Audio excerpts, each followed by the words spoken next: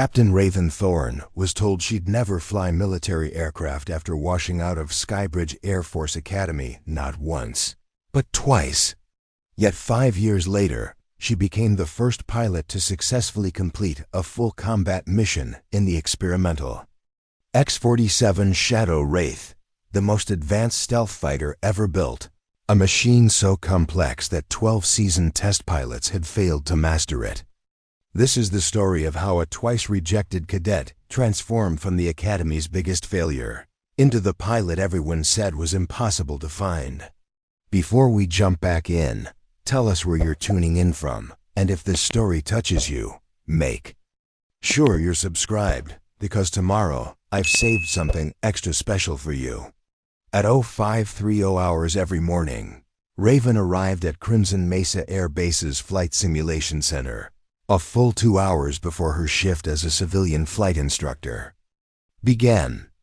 The base, nestled in the harsh desert landscape of Nevada's restricted airspace, buzzed with the constant roar of military aircraft conducting training exercises.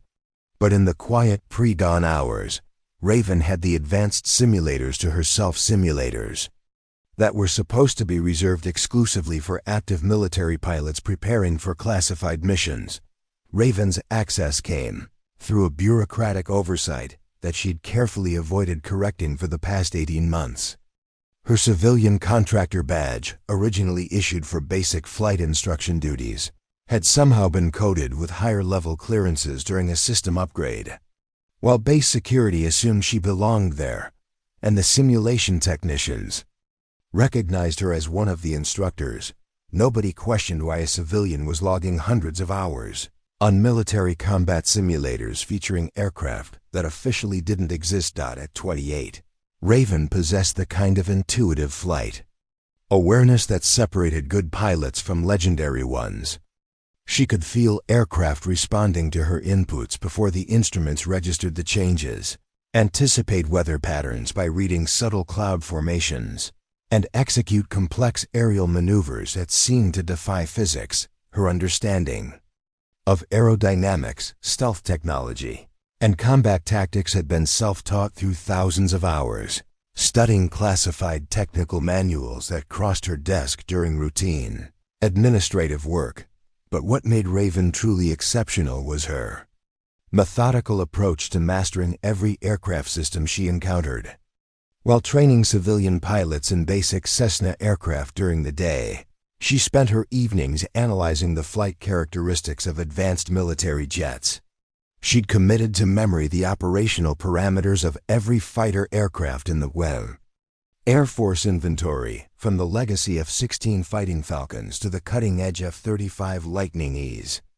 More importantly, she'd been secretly studying the technical specifications of the X-47 Shadow Wraith program specifications that were supposed to be accessible only to pilots with the highest security clearances. The X-47 Shadow Wraith represented the pinnacle of aviation technology, a sixth-generation stealth fighter capable of sustained hypersonic flight, equipped with adaptive camouflage systems, and featuring an artificial intelligence co-pilot that could process combat data faster than human reaction time. The aircraft was so advanced that its flight systems required pilots to think in 4 dimensions simultaneously, integrating altitude, speed, stealth signatures, and tactical positioning in ways that overwhelmed conventional pilot training. This morning began like countless others before it. Raven was analyzing combat flight patterns in the X-47 simulator when Colonel Patricia Valdez entered the simulation center, her polished boots echoing against the concrete floor. Behind her walked her usual entourage, Major Derek Hoffman, the base's chief test pilot who'd attempted and failed the X-47 qualification 3 times, and Lieutenant Colonel Sarah Martinez, the program director who'd been desperately searching for qualified pilots for the past 8 months. "Thorne," Colonel Valdez called out, not bothering to approach the simulator pod where Raven sat surrounded by holographic displays showing complex flight data. "We need those civilian training schedules updated by 1400 hours. Think you can handle Basic administrative work, or should I assign it to someone with actual military experience? Raven paused the simulation and looked up from the controls, her expression professionally neutral, despite the familiar sting of Valdez's words. The administrative schedules had been completed and uploaded to the secure server at 0600 hours, as they were every morning. Hard copies had been placed in the colonel's briefing folder, along with updated weather reports, aircraft maintenance schedules, and airspace coordination requests for the next 72 hours. The schedules are complete, ma'am, Raven replied calmly. They've been uploaded to the system with backup copies in your briefing folder. I've also identified a potential conflict in the training airspace allocation for Thursday's exercises and included alternative flight patterns that would optimize fuel efficiency while maintaining safety margins. Major Hoffman smirked visibly, exchanging a glance with Lieutenant Colonel Martinez. Always trying to prove something, he muttered loud enough for Raven to hear. Civilian instructors giving tactical advice to military personnel. That's rich. Actually, Raven continued, maintaining her composure. I noticed irregularities in the X-47 flight test data from last week's attempts. The pilots are fighting the aircraft's AI integration systems instead of working with them. If we adjust the neural interface protocols and modify the pilot training approach, we could potentially achieve successful qualification runs. Colonel Valdez's jaw tightened noticeably. She didn't appreciate being lectured, especially not by a civilian contractor who'd washed out of the Air Force Academy twice. The X-47 Shadow Wraith program was classified at the highest levels, involving billions of dollars in development costs and representing years of cutting-edge research. The suggestion that a failed cadet could solve problems that had stumped their best test pilots was both presumptuous and insulting. Enough, Thorne. Valdez's voice cut through the simulation center like a precision strike. You're a civilian flight instructor, not a test pilot. You teach basic aviation to wannabe pilots who couldn't hack it in the real military. You don't analyze classified flight data. You don't make recommendations about billion-dollar aircraft. And you certainly don't pretend to understand combat systems that are beyond your clearance level and experience. The simulation center fell, silent except for the steady hum of cooling systems and the distant sound of jets taking off from the main runway. Hoffman shifted his weight uncomfortably, while Martinez seemed to sense that something fundamental had shifted in the atmosphere. Raven saved her simulation data and stood up slowly, her fingers steady despite the heat rising in her face. Hidden in her locker, just 20 meters away, were copies of every advanced flight qualification she'd earned through civilian channels, every aerodynamic certification she'd completed during her years away from military service, and every technical analysis she'd written about the X-47 program's challenges. Also tucked away was a folder containing correspondence with General Rebecca Sterling, the Air Force's most decorated female pilot and current head of experimental aircraft. Development correspondence that Colonel Valdez knew nothing about. Understood, ma'am, Raven said quietly, her voice steady despite the public humiliation. As Valdez and her followers left the simulation center, Raven remained standing beside the X-47 simulator, staring at the complex flight controls that had become as familiar to her as her own heartbeat. She'd been invisible at Crimson Mesa for 18 months, but invisibility had come with unexpected advantages. People didn't notice when you arrived hours early to study classified aircraft systems. They didn't question why you volunteered for every advanced technical briefing that came through the base. And they certainly didn't expect you to have connections that extended far beyond the local chain of command. Raven sat back down at the simulator and reopened her flight data analysis. Then, almost as an afterthought, she opened a secure communication channel and began typing a message to General Sterling. The subject line read, X-47 performance analysis complete. Ready for qualification assessment. Raven had spent 18 months learning to be invisible within the system, studying every aspect of the aircraft that 12 qualified test pilots had failed to master. Now it was time to disappear from Crimson Mesa completely and reappear precisely where no one expected her to be, in the cockpit of the most advanced stealth fighter ever built, proving that sometimes the most dangerous weapon isn't the aircraft itself, but the determination of a pilot who refuses to accept limitations imposed by others' assumptions. Preparing and narrating this story took us a lot of time, so if you are enjoying it, subscribe to our channel. It means a lot to us. Now back to the story. What Colonel Valdez and her team didn't know, what nobody at Crimson Mesa Air Base suspected, was that Raven Thorne had been living a double life for the past 18 months. While everyone saw her as just another civilian flight instructor teaching basic maneuvers to rookie pilots, she had been systematically preparing herself to fly the most advanced aircraft in military history. Every evening after completing her official duties, Raven drove 47 miles into the Nevada desert to a small private airfield called Dust Bowl Strip. The facility, owned by retired Air Force Colonel Marcus Hawk Brennan, served as a training ground for elite civilian test pilots and former military aviators who still craved the challenge of pushing aircraft to their absolute limits. Brennan, a legendary pilot who had helped develop the F-22 Raptor program before his retirement, had been quietly mentoring Raven in advanced combat flying techniques that went far beyond anything taught in standard military training. Most pilots think flying is about controlling the aircraft, Brennan had told her during their first training session. Elite pilots understand that flying is about becoming part of the aircraft. You don't operate the systems, you integrate with them. That's the difference between good pilots and pilots who can handle machines like the X-47. Under Brennan's guidance, Raven had been training in modified civilian aircraft equipped with military-grade avionics and flight systems. She practiced high-G maneuvers that would make seasoned fighter pilots nauseous, executed precision flying in conditions that would ground commercial aircraft, and learned to process multiple streams of tactical data while maintaining perfect flight control. More importantly, she had been studying the psychological aspects of advanced aircraft integration, how to mesh human intuition with artificial intelligence systems in ways that enhanced rather than competed with machine capabilities.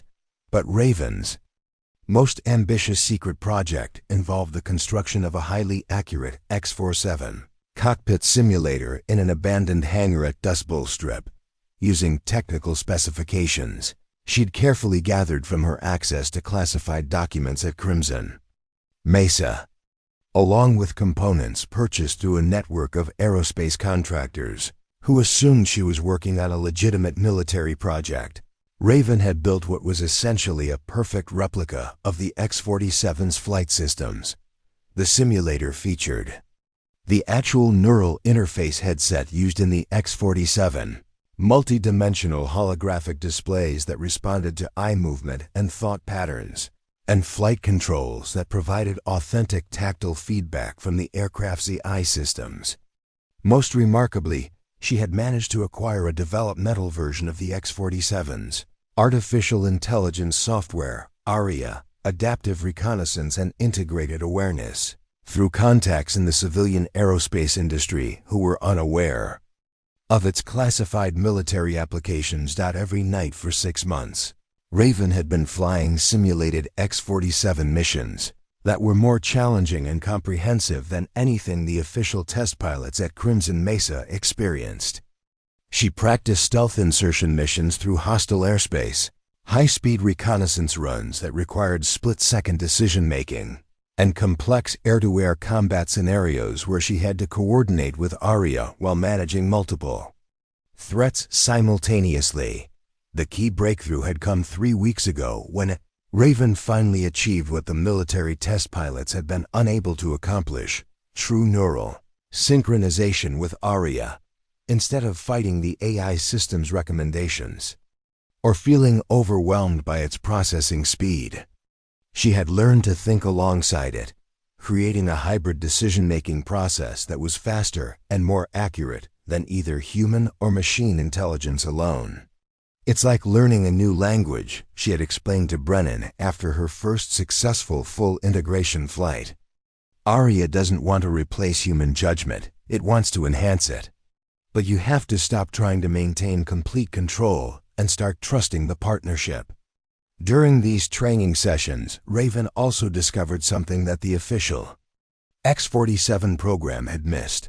The aircraft stealth systems worked most effectively when the pilot actively collaborated with the adaptive camouflage technology rather than simply relying on it. By learning to fly in harmony with the stealth systems, adjusting flight patterns to optimize radar invisibility and heat signature management, she could achieve stealth performance levels that exceeded the aircraft's theoretical specifications. Her private research had also revealed critical flaws in the standard X-47 pilot training methodology. The military approach treated the AI integration as a technical challenge to be mastered through repetition and discipline. Raven's approach treated it as a relationship to be developed through understanding and trust. The difference in results was remarkable.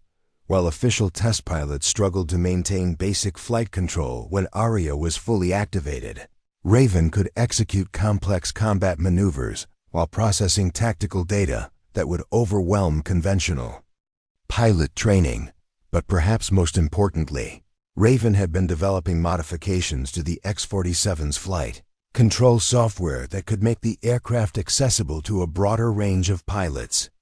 Her analysis suggested that the current neural interface requirements were unnecessarily restrictive, designed around assumptions about pilot capabilities that didn't account for different cognitive processing styles. With relatively minor adjustments to the AI integration protocols, the X-47 could potentially be flown by pilots who brought different strengths to the partnership with Aria. The irony wasn't lost on her. While Colonel Valdez's test pilots were failing to qualify on the actual X-47 at Crimson Mesa, Raven was successfully completing virtual missions that exceeded anything in the official training curriculum. She had effectively become the world's most qualified X-47 pilot, without ever sitting in the real cockpit. As she drove back from Dust Bowl Strip each night, passing the lights of Crimson Mesa Air Base in the distance, Raven often reflected on the strange path that had brought her to this point. 2 failures at Skybridge Air Force Academy had convinced everyone, including herself for a time, that she wasn't meant for military aviation. But those failures had also freed her from conventional thinking about what was possible. Tonight was different, though. Tonight, as she pulled into her small apartment complex just outside the base, Raven knew her double life was about to end. The message she'd sent to General Sterling would either open the door to proving herself on the real X-47, or it would expose her unauthorized activities and end her aviation career permanently. She sat in her car for a few minutes, looking up at the stars that were invisible to most people living near the bright lights of Las Vegas. Out here in the desert, away from the glare of civilization, you could see things that others missed. You could see possibilities that weren't obvious to people who never looked beyond their immediate surroundings. Tomorrow, she would find out if 18 months of secret preparation had been enough to earn her a chance at the impossible. Tomorrow, she would discover whether being underestimated had been a disadvantage or the greatest tactical advantage of her life. 2 days after the confrontation in the simulation center, Raven arrived at work to find her security credentials had been mysteriously downgraded. She stood at the entrance to the advanced training section, watching her access card trigger a red denial light on the scanner for the 3rd time. A line of military pilots waited behind her, their morning briefings delayed as she repeatedly swiped the card that had worked flawlessly for 18 months. Having problems, Thorne? Lieutenant Colonel Martinez appeared beside her, satisfaction evident in her tone. Maybe you should try the basic flight instruction area. You know, where civilian contractors actually belong. Raven stepped aside, allowing Martinez to swipe her own credentials. The door unlocked immediately with an affirmative beep. There must be a system error, Raven said evenly. I'll check with security. Oh, there's no error, Martinez replied, holding the door open but pointedly blocking Raven's path.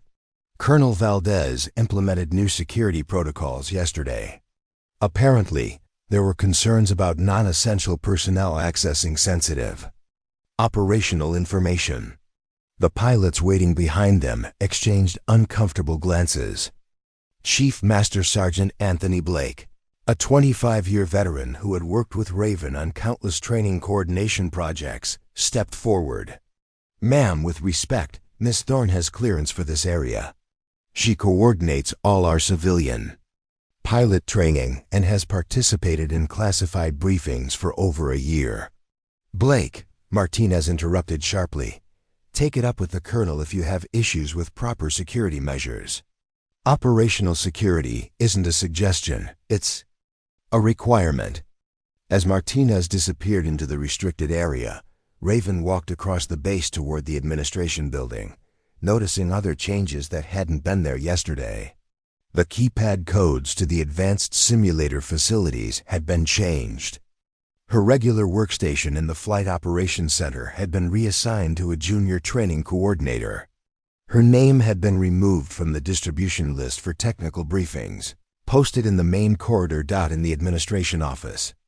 Raven found herself sitting across from Major Daniel Foster, the base's personnel officer. Foster looked distinctly uncomfortable as he reviewed her file on his tablet, occasionally glancing up at her with what might have been sympathy, before quickly returning his attention to the screen. I'm sorry, Miss Thorne, Foster said finally. The access restriction came directly from Colonel Valdez. She cited operational security concerns and mentioned that your recent behavior has been ... concerning. Major, I've maintained appropriate clearances for 18 months without incident, Raven replied carefully. My record shows consistent performance above expectations. What specific security concern are we addressing? Foster consulted his notes, clearly uncomfortable with the conversation. Apparently, you've been overstepping your assigned duties and attempting to influence operational decisions beyond your expertise level. Raven felt something cold settle in her stomach. What? Decisions? Questioning established flight protocols, attempting to override test pilot assessments, offering unsolicited technical analysis about classified aircraft systems. Foster looked up at her with genuine sympathy. Look, Raven, I've known you since you arrived at Crimson Mesa. This doesn't sound like you. But the colonel is building a case that you're becoming disruptive to unit cohesion. Disruptive for doing my job?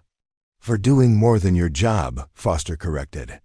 For acting like you're qualified to make assessments about advanced military aircraft when you're a civilian contractor with basic flight instruction credentials. The meeting continued for another 20 minutes, but the message was unmistakable. Stay in your lane or lose your position entirely. As Raven left the administration building with her access temporarily restored to basic levels, she passed the flight line where Colonel Valdez was conducting an impromptu inspection of the X-47 maintenance area. Colonel Patricia Valdez had built her career on maintaining strict operational standards and clear hierarchical boundaries. At 44, she commanded respect through a combination of technical expertise, political acumen, and unwavering adherence to military protocol. She had personally overseen the development of 3 different fighter aircraft programs and had never encountered a technical challenge that couldn't be solved through proper procedure and qualified personnel. The X-47 Shadow Wraith program represented the pinnacle of her career. As project director, she was responsible for delivering a fully operational stealth fighter system that would give the United States Air Force unprecedented tactical advantages. The project had attracted scrutiny from Congress, oversight from the Pentagon, and attention from international allies who were eager to understand American stealth capabilities. But the program was in trouble. After 8 months of testing, they had yet to produce a single pilot who could successfully complete a full combat readiness evaluation in the X-47. 12 experience test, pilots had attempted the qualification process. Including some of the most skilled aviators in the Air Force, each had failed to achieve stable integration with the aircraft's AI systems, experiencing everything from cognitive overload to complete loss of flight control when ARIA was fully activated. The failures were becoming a political liability. Defense contractors were questioning the aircraft's design philosophy. Pentagon officials were demanding explanations for cost overruns and schedule delays. Most problematically, rival nations were beginning to develop their own advanced fighter programs, while the X-47 remained unproven in operational conditions. Valdez had initially attributed the pilot failures to insufficient training time and gradually increased the preparation requirements. When that didn't solve the problem, she had brought in specialists from other advanced aircraft programs. When they also failed, she had convinced herself that the issue was pilot selection criteria and had begun recruiting from elite units including the Thunderbirds and test pilot schools. But privately, Valdez was beginning to worry that the problem might be more fundamental. The X-47's design requirements had pushed beyond the limits of human cognitive processing. The aircraft's artificial intelligence systems were so advanced that they might have created a machine that was simply too sophisticated for human pilots to operate effectively. This possibility was professionally catastrophic for Valdez. If the X-47 proved to be unflyable, her career would be permanently damaged. Worse, the failure would reflect poorly on her judgment and leadership abilities, potentially affecting other officers who had supported the program.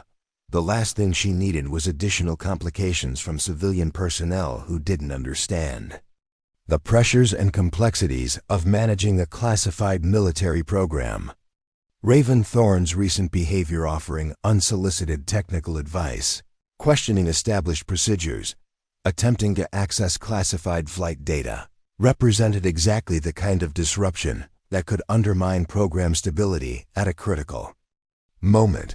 Valdez had dealt with overly ambitious civilian contractors before.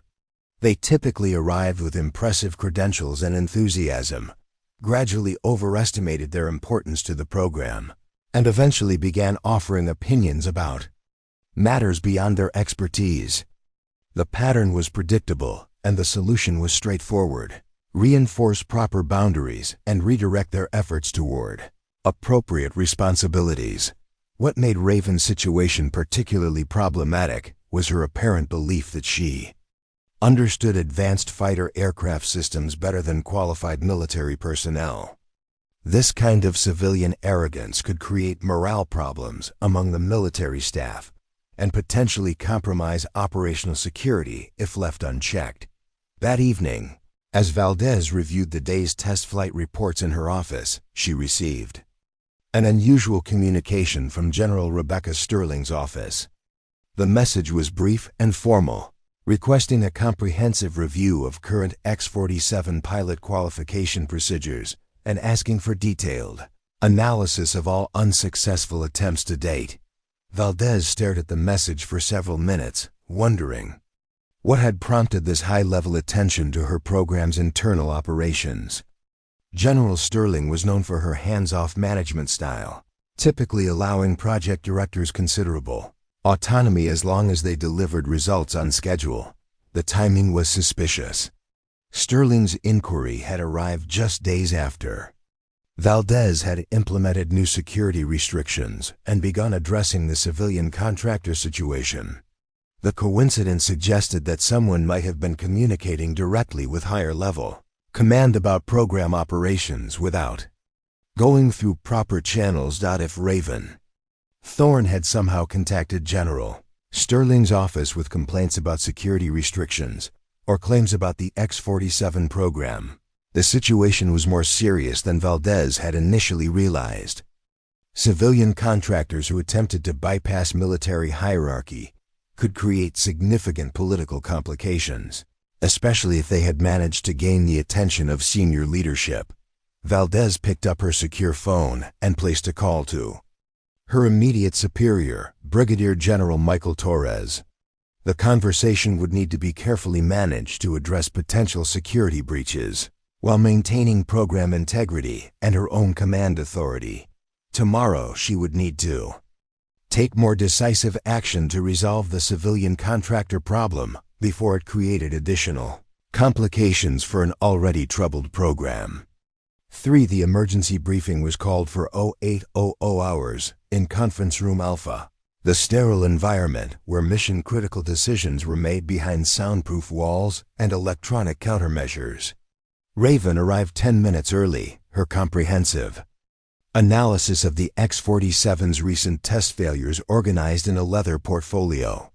She had spent the previous night compiling 18 months of observational data, performance metrics, and technical recommendations that could potentially solve the program's pilot qualification crisis.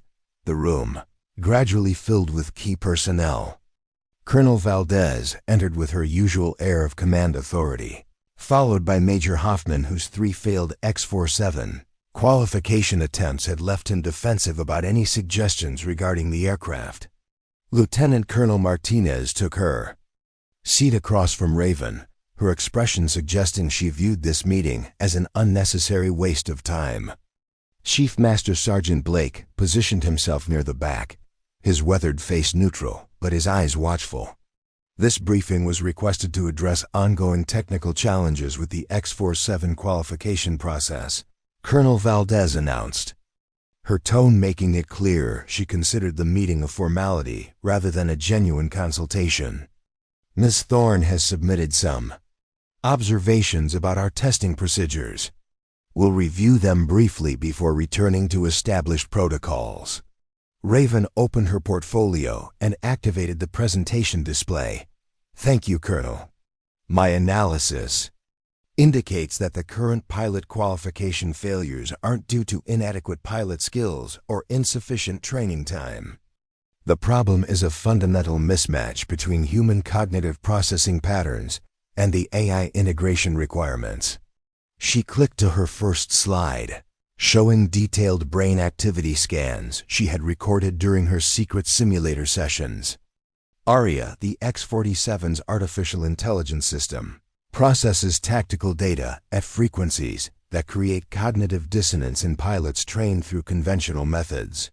Instead of fighting this processing speed, pilots need to learn to synchronize their decision-making rhythms with the AI's analytical cycles. Major Hoffman shifted uncomfortably in his seat. Miss Thorne, with all due respect, you're describing theoretical concepts that require actual flight experience to understand. Simulator data doesn't translate to real-world aircraft performance, especially with systems as complex as the X-47's. Actually, Major, Raven continued calmly, I've identified specific modifications to the neural interface protocols that could resolve the integration problems. The current system treats human and artificial intelligence as competing decision-makers, rather than collaborative partners. She advanced to her next slide, displaying detailed technical schematics that she had developed through her unauthorized simulator work. These modifications would adjust ARIA's communication patterns to match human cognitive rhythms during high-stress situations. The eye would still process information at maximum speed, but it would present recommendations in formats that complement rather than overwhelm human decision-making. Lieutenant Colonel Martinez leaned forward, her skepticism evident. Miss Thorne, you're proposing changes to billion-dollar aircraft systems based on civilian flight instruction experience. The engineers who designed these systems have decades of advanced avionics expertise. The engineers designed excellent systems, Raven replied. But they designed them based on assumptions about pilot capabilities that don't account for the full spectrum of human cognitive diversity. My analysis suggests that different pilots might need different interface approaches to achieve successful integration. Colonel Valdez's patience was visibly diminishing. Miss Thorne, let me be clear about something. The X-47 Shadow Wraith represents the most advanced military technology ever developed. Our test pilots include some of the most skilled aviators in the world, with combat experience and technical training that spans decades. The idea that a civilian contractor with basic flight instruction credentials could identify solutions that have escaped our entire technical team is presumptuous at best. Raven felt the familiar sting of dismissal but pressed forward. "Colonel, I'm not questioning anyone's qualifications. I'm suggesting that the problem might require a different perspective.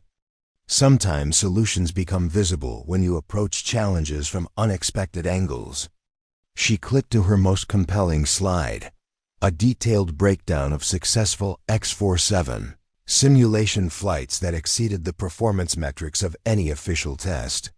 These data points represent successful integration between human pilots and ARIA systems. The flights included complex combat scenarios, stealth penetration missions, and high-speed reconnaissance operations, all completed with full AI collaboration.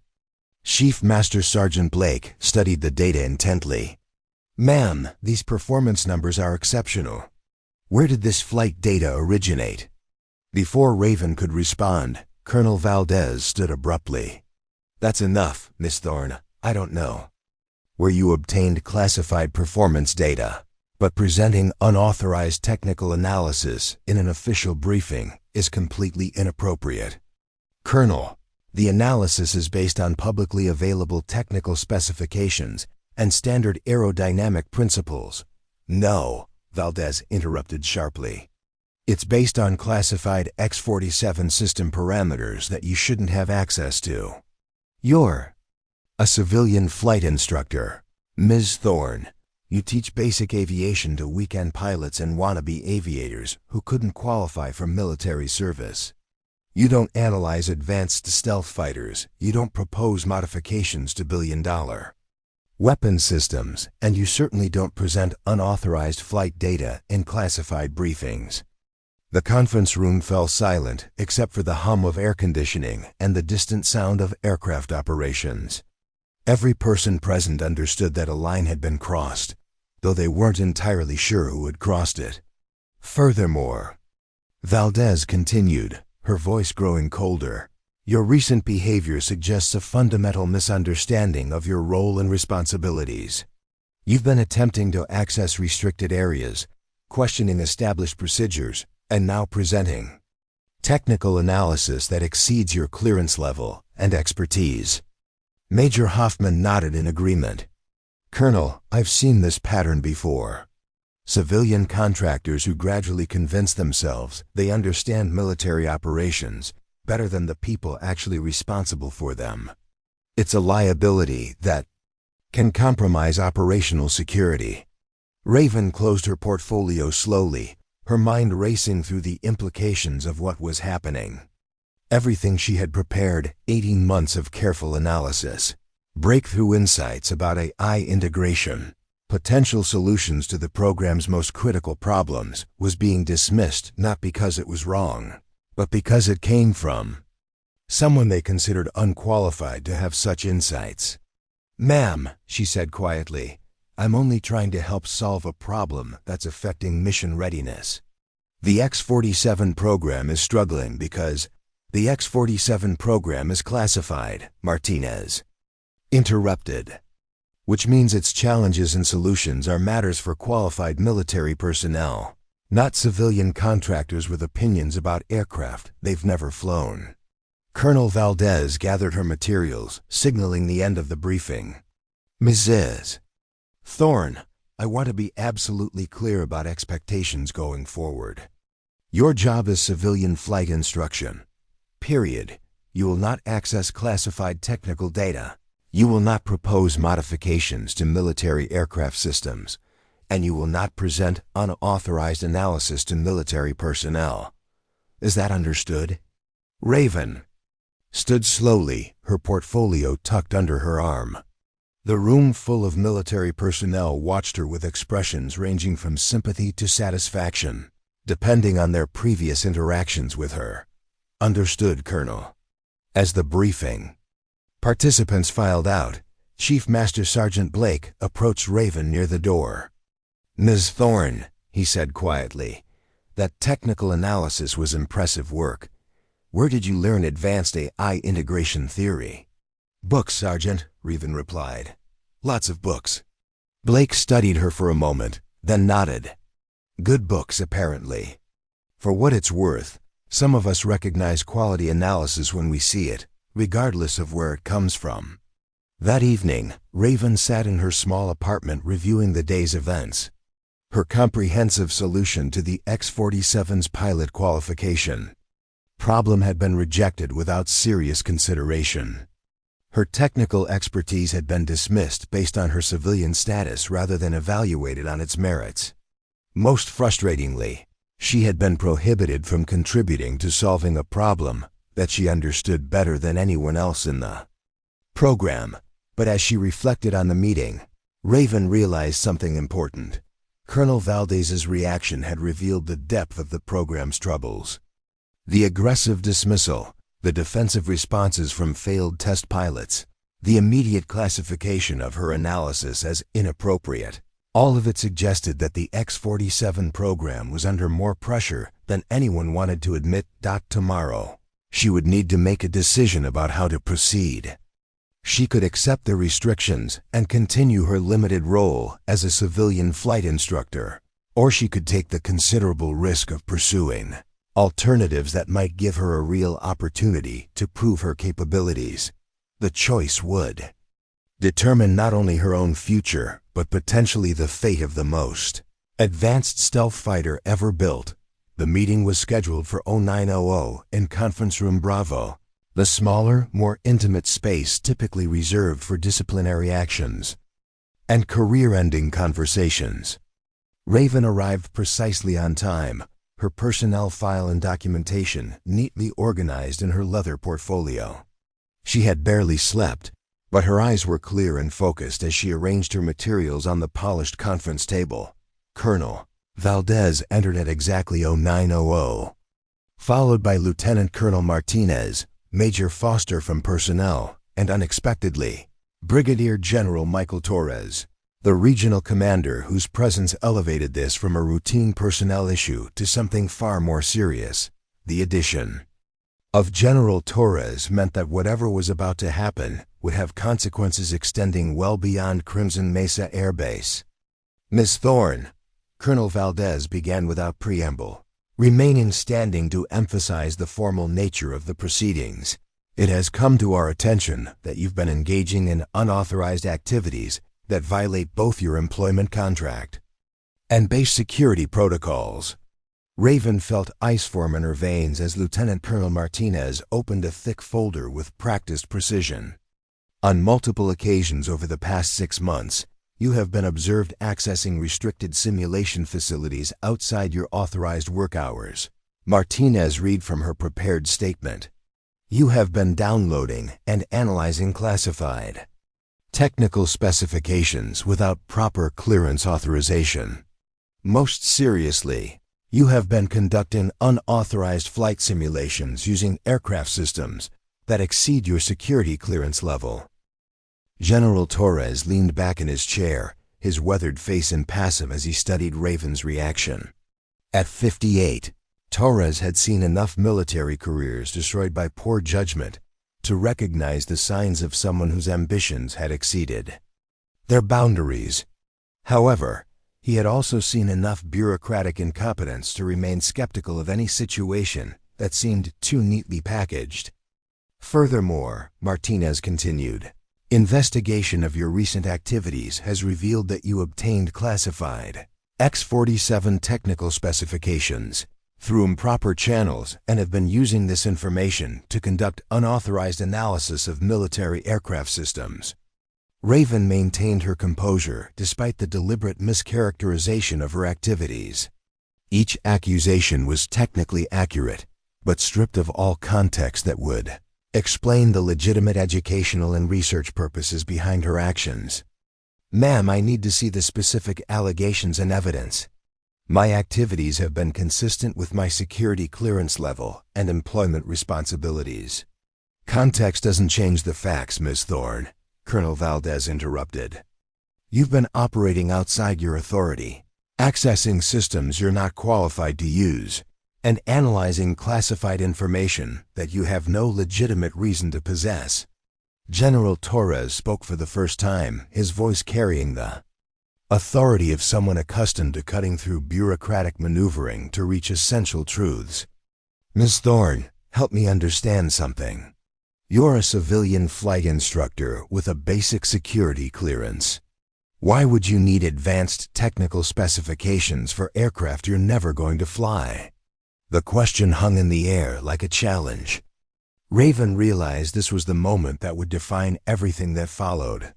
She could offer safe explanations about professional curiosity and educational interest, or she could tell the truth about her preparations and ambitions, knowing that honesty might destroy any remaining chance of salvaging her position. General, Raven said carefully, I've been studying advanced aircraft systems because I believe I have the capability to contribute to solving problems that are currently limiting the X-47 program's success. The temperature in the room seemed to drop several degrees.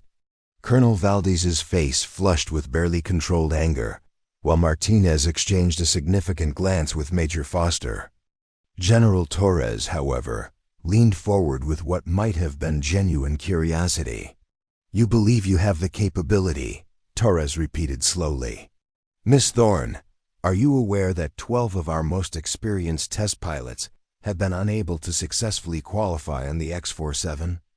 These are aviators with decades of combined flight experience, advanced degrees in aeronautical engineering, and combat records that span multiple theaters of operation. Yes, sir, I'm aware of the qualification failures, Raven replied. I'm also aware that those failures might be related to training methodologies rather than pilot capabilities. Colonel Valdez could no longer contain her frustration. This is exactly the kind of arrogance we're dealing with.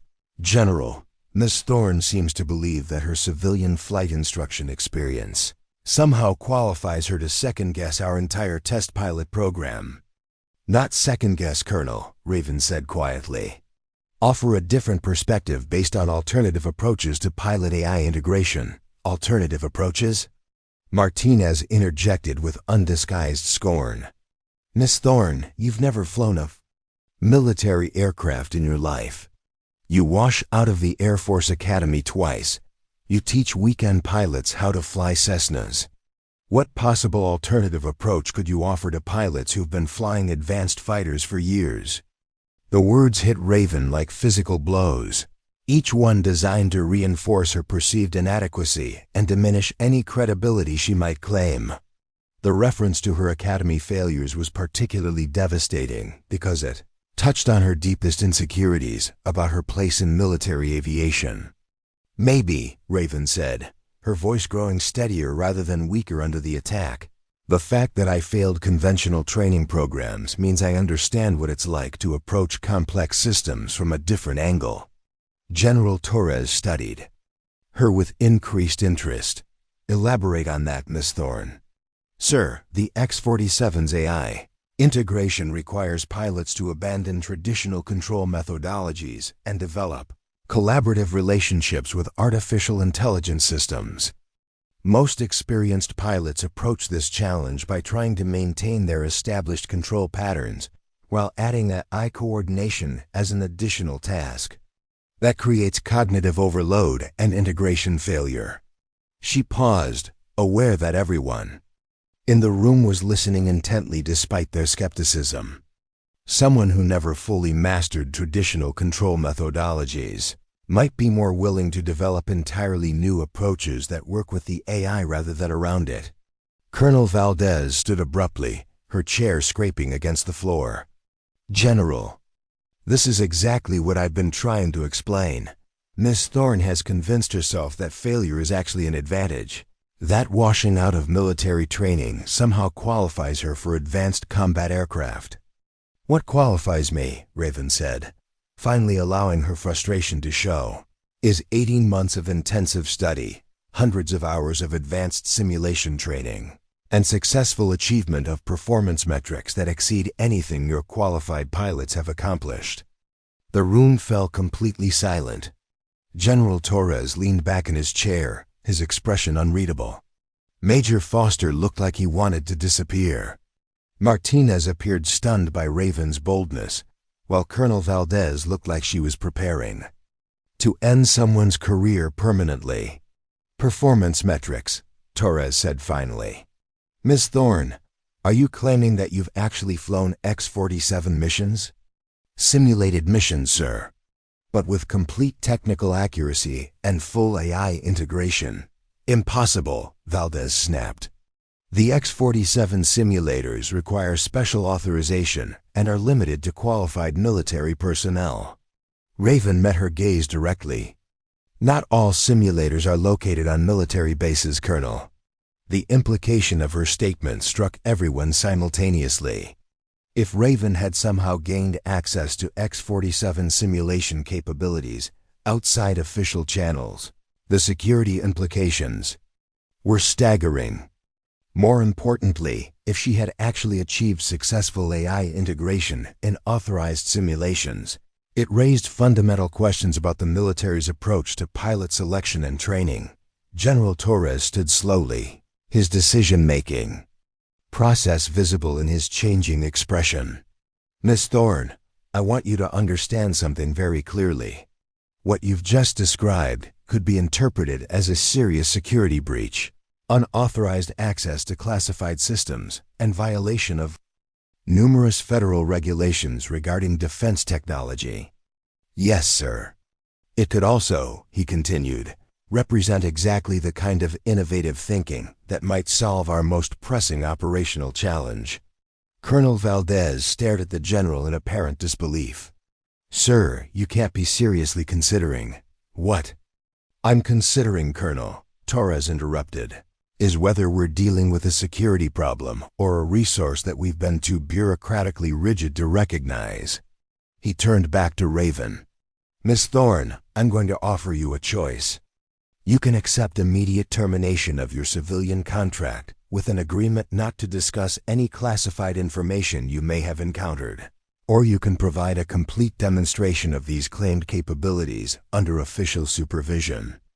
The weight of the decision settled on Raven's shoulders. Accepting termination would end her aviation career but preserve her freedom. Attempting to prove her capabilities would put everything at risk, including potential criminal charges if she failed to deliver on her claims. "What kind of demonstration, sir?" "Full X-47 qualification assessment," Torres replied. "Same standards applied to our military test pilots. Pass, and we discuss how to integrate your unique approach into our program. Fail, and you face the full consequences of unauthorized access to classified systems." Raven looked around the room at the faces watching her. Valdez's barely contained fury, Martinez's skeptical anticipation, Foster's nervous concern, and Torres's calculated interest. After 18 months of being dismissed, underestimated, and excluded, she was finally being offered the chance to prove herself. The stakes couldn't be higher, and the odds were heavily against her. But this was the moment she had been preparing for since her second failure at the academy. "I accept the assessment, General." General Torres dismissed the meeting with instructions for Raven to report to Hangar 7 at 0600 the following morning for preliminary assessment. As the room emptied, Raven remained seated, ostensibly organizing her materials but actually processing the magnitude of what she had just committed to. She had 24 hours to prepare for the most important evaluation of her life, and failure would likely result in federal charges rather than simple career termination. Walking across the base toward her quarters, Raven was intercepted by Chief Master Sergeant Blake, who had been waiting near the parking area with the patient demeanor of someone accustomed to navigating military politics through unofficial channels. "Miss Thorne," Blake said quietly, glancing around to ensure their conversation wouldn't be overheard. "We need to talk." "Not here, not officially." 20 minutes later, they sat in Blake's personal vehicle at an overlook 15 miles from the base, the lights of Crimson Mesa visible in the distance. Blake had driven in silence, but his weathered hands gripping the steering wheel suggested He was wrestling with a significant decision. "Raven," he said finally, using her first name for the first time in their 18-month working relationship. "I need to tell you something that could end my career if it gets back to the wrong people." She waited, understanding that whatever Blake was about to reveal had implications beyond her personal situation. "6 months ago, Colonel Valdez asked me to conduct unofficial surveillance on your activities," Blake continued. She was concerned about your access patterns, your extended hours, your questions about advanced aircraft systems. "I was supposed to document evidence that you were exceeding your authority." Raven felt her stomach tighten. "And did you?" Blake was quiet for a long moment, staring out at the desert landscape. "I documented everything.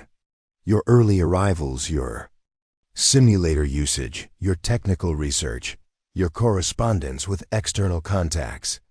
All of it. The implications were devastating."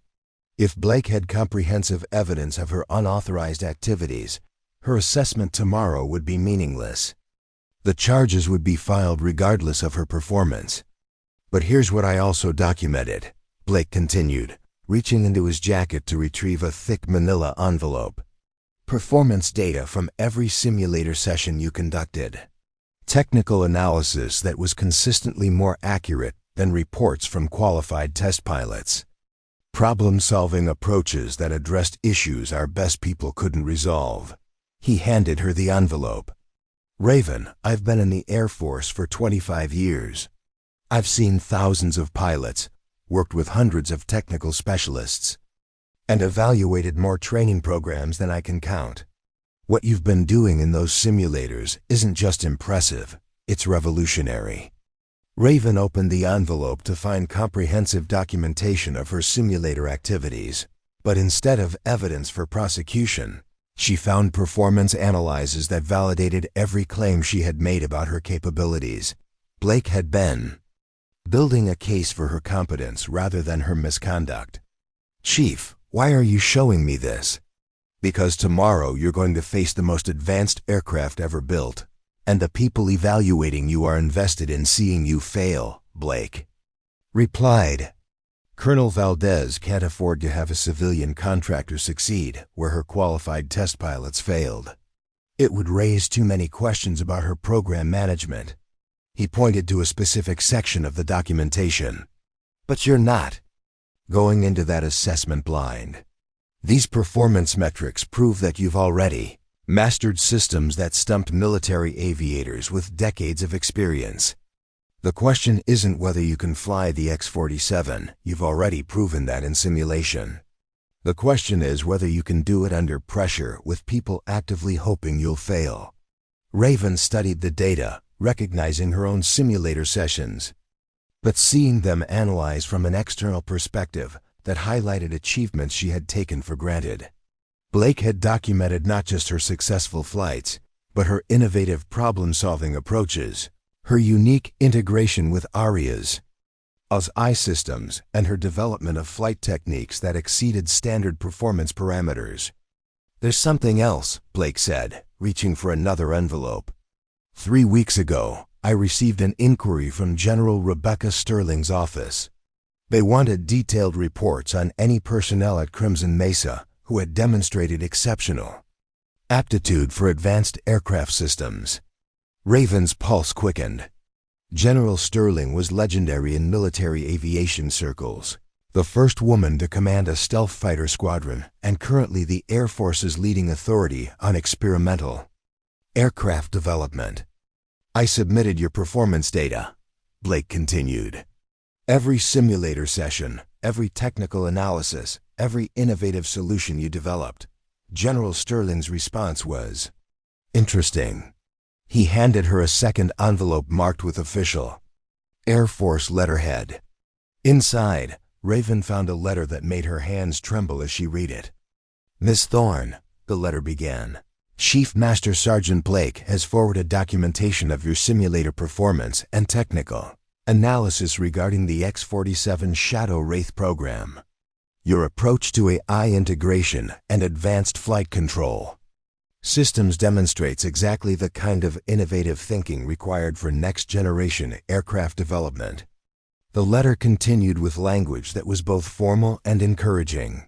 The Air Force is actively seeking qualified personnel who can bridge the gap between traditional pilot training and the cognitive demands of AI integrated aircraft. Your unconventional background and demonstrated capabilities make you an ideal candidate for experimental flight programs that require adaptive thinking rather than adherence to established protocols. Most remarkably, the letter concluded with an offer. Upon successful completion of X-47 qualification assessment, you will be invited to join the Advanced Flight Development Program as a civilian test pilot contractor with full security clearance and access to the Air Force's most experimental aircraft systems. Raven stared at the letter, hardly believing what she was reading. "Chief, this is from General Sterling personally?" "Directly from her office," Blake confirmed. "Raven, you need to understand what this means. General Sterling doesn't write personal recruitment letters to civilian contractors. She's offering you a position that most military pilots spend their entire careers trying to achieve. But I haven't even taken the assessment yet." "She's seen your simulator data," Blake replied. "She knows what you're capable of.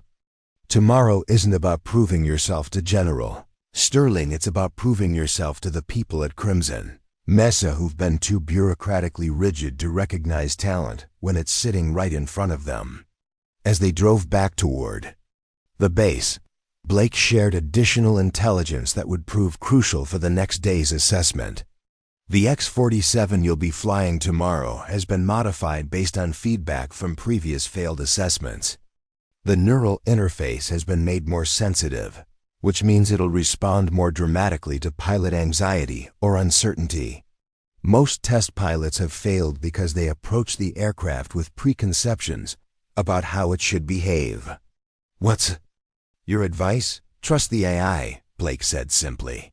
"Aria isn't trying to fight you for control, it's trying to partner with you.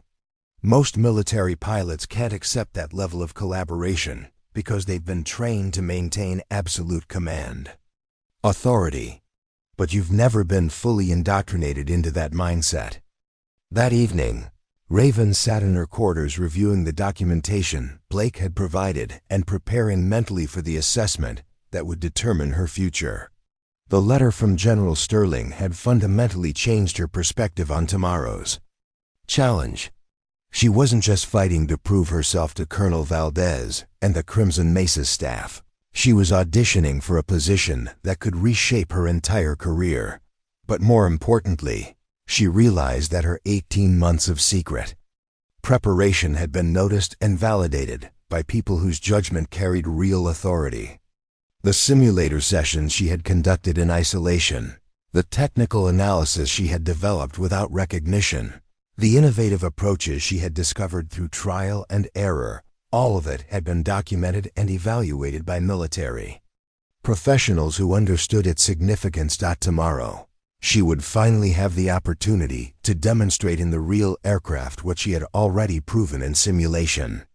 The X-47 Shadow Wraith was waiting in Hangar 7, and for the first time since accepting the assessment challenge, Raven felt confident rather than anxious about the outcome.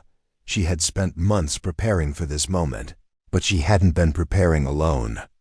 People like Blake and General Sterling had been watching, evaluating, and building a case for her capabilities that extended far beyond the prejudices and limitations of her immediate supervisors. The hidden ace in her preparation wasn't just her unauthorized simulator training. It was the network of military professionals who had recognized her potential and were positioned to support her success regardless of local politics and bureaucratic resistance.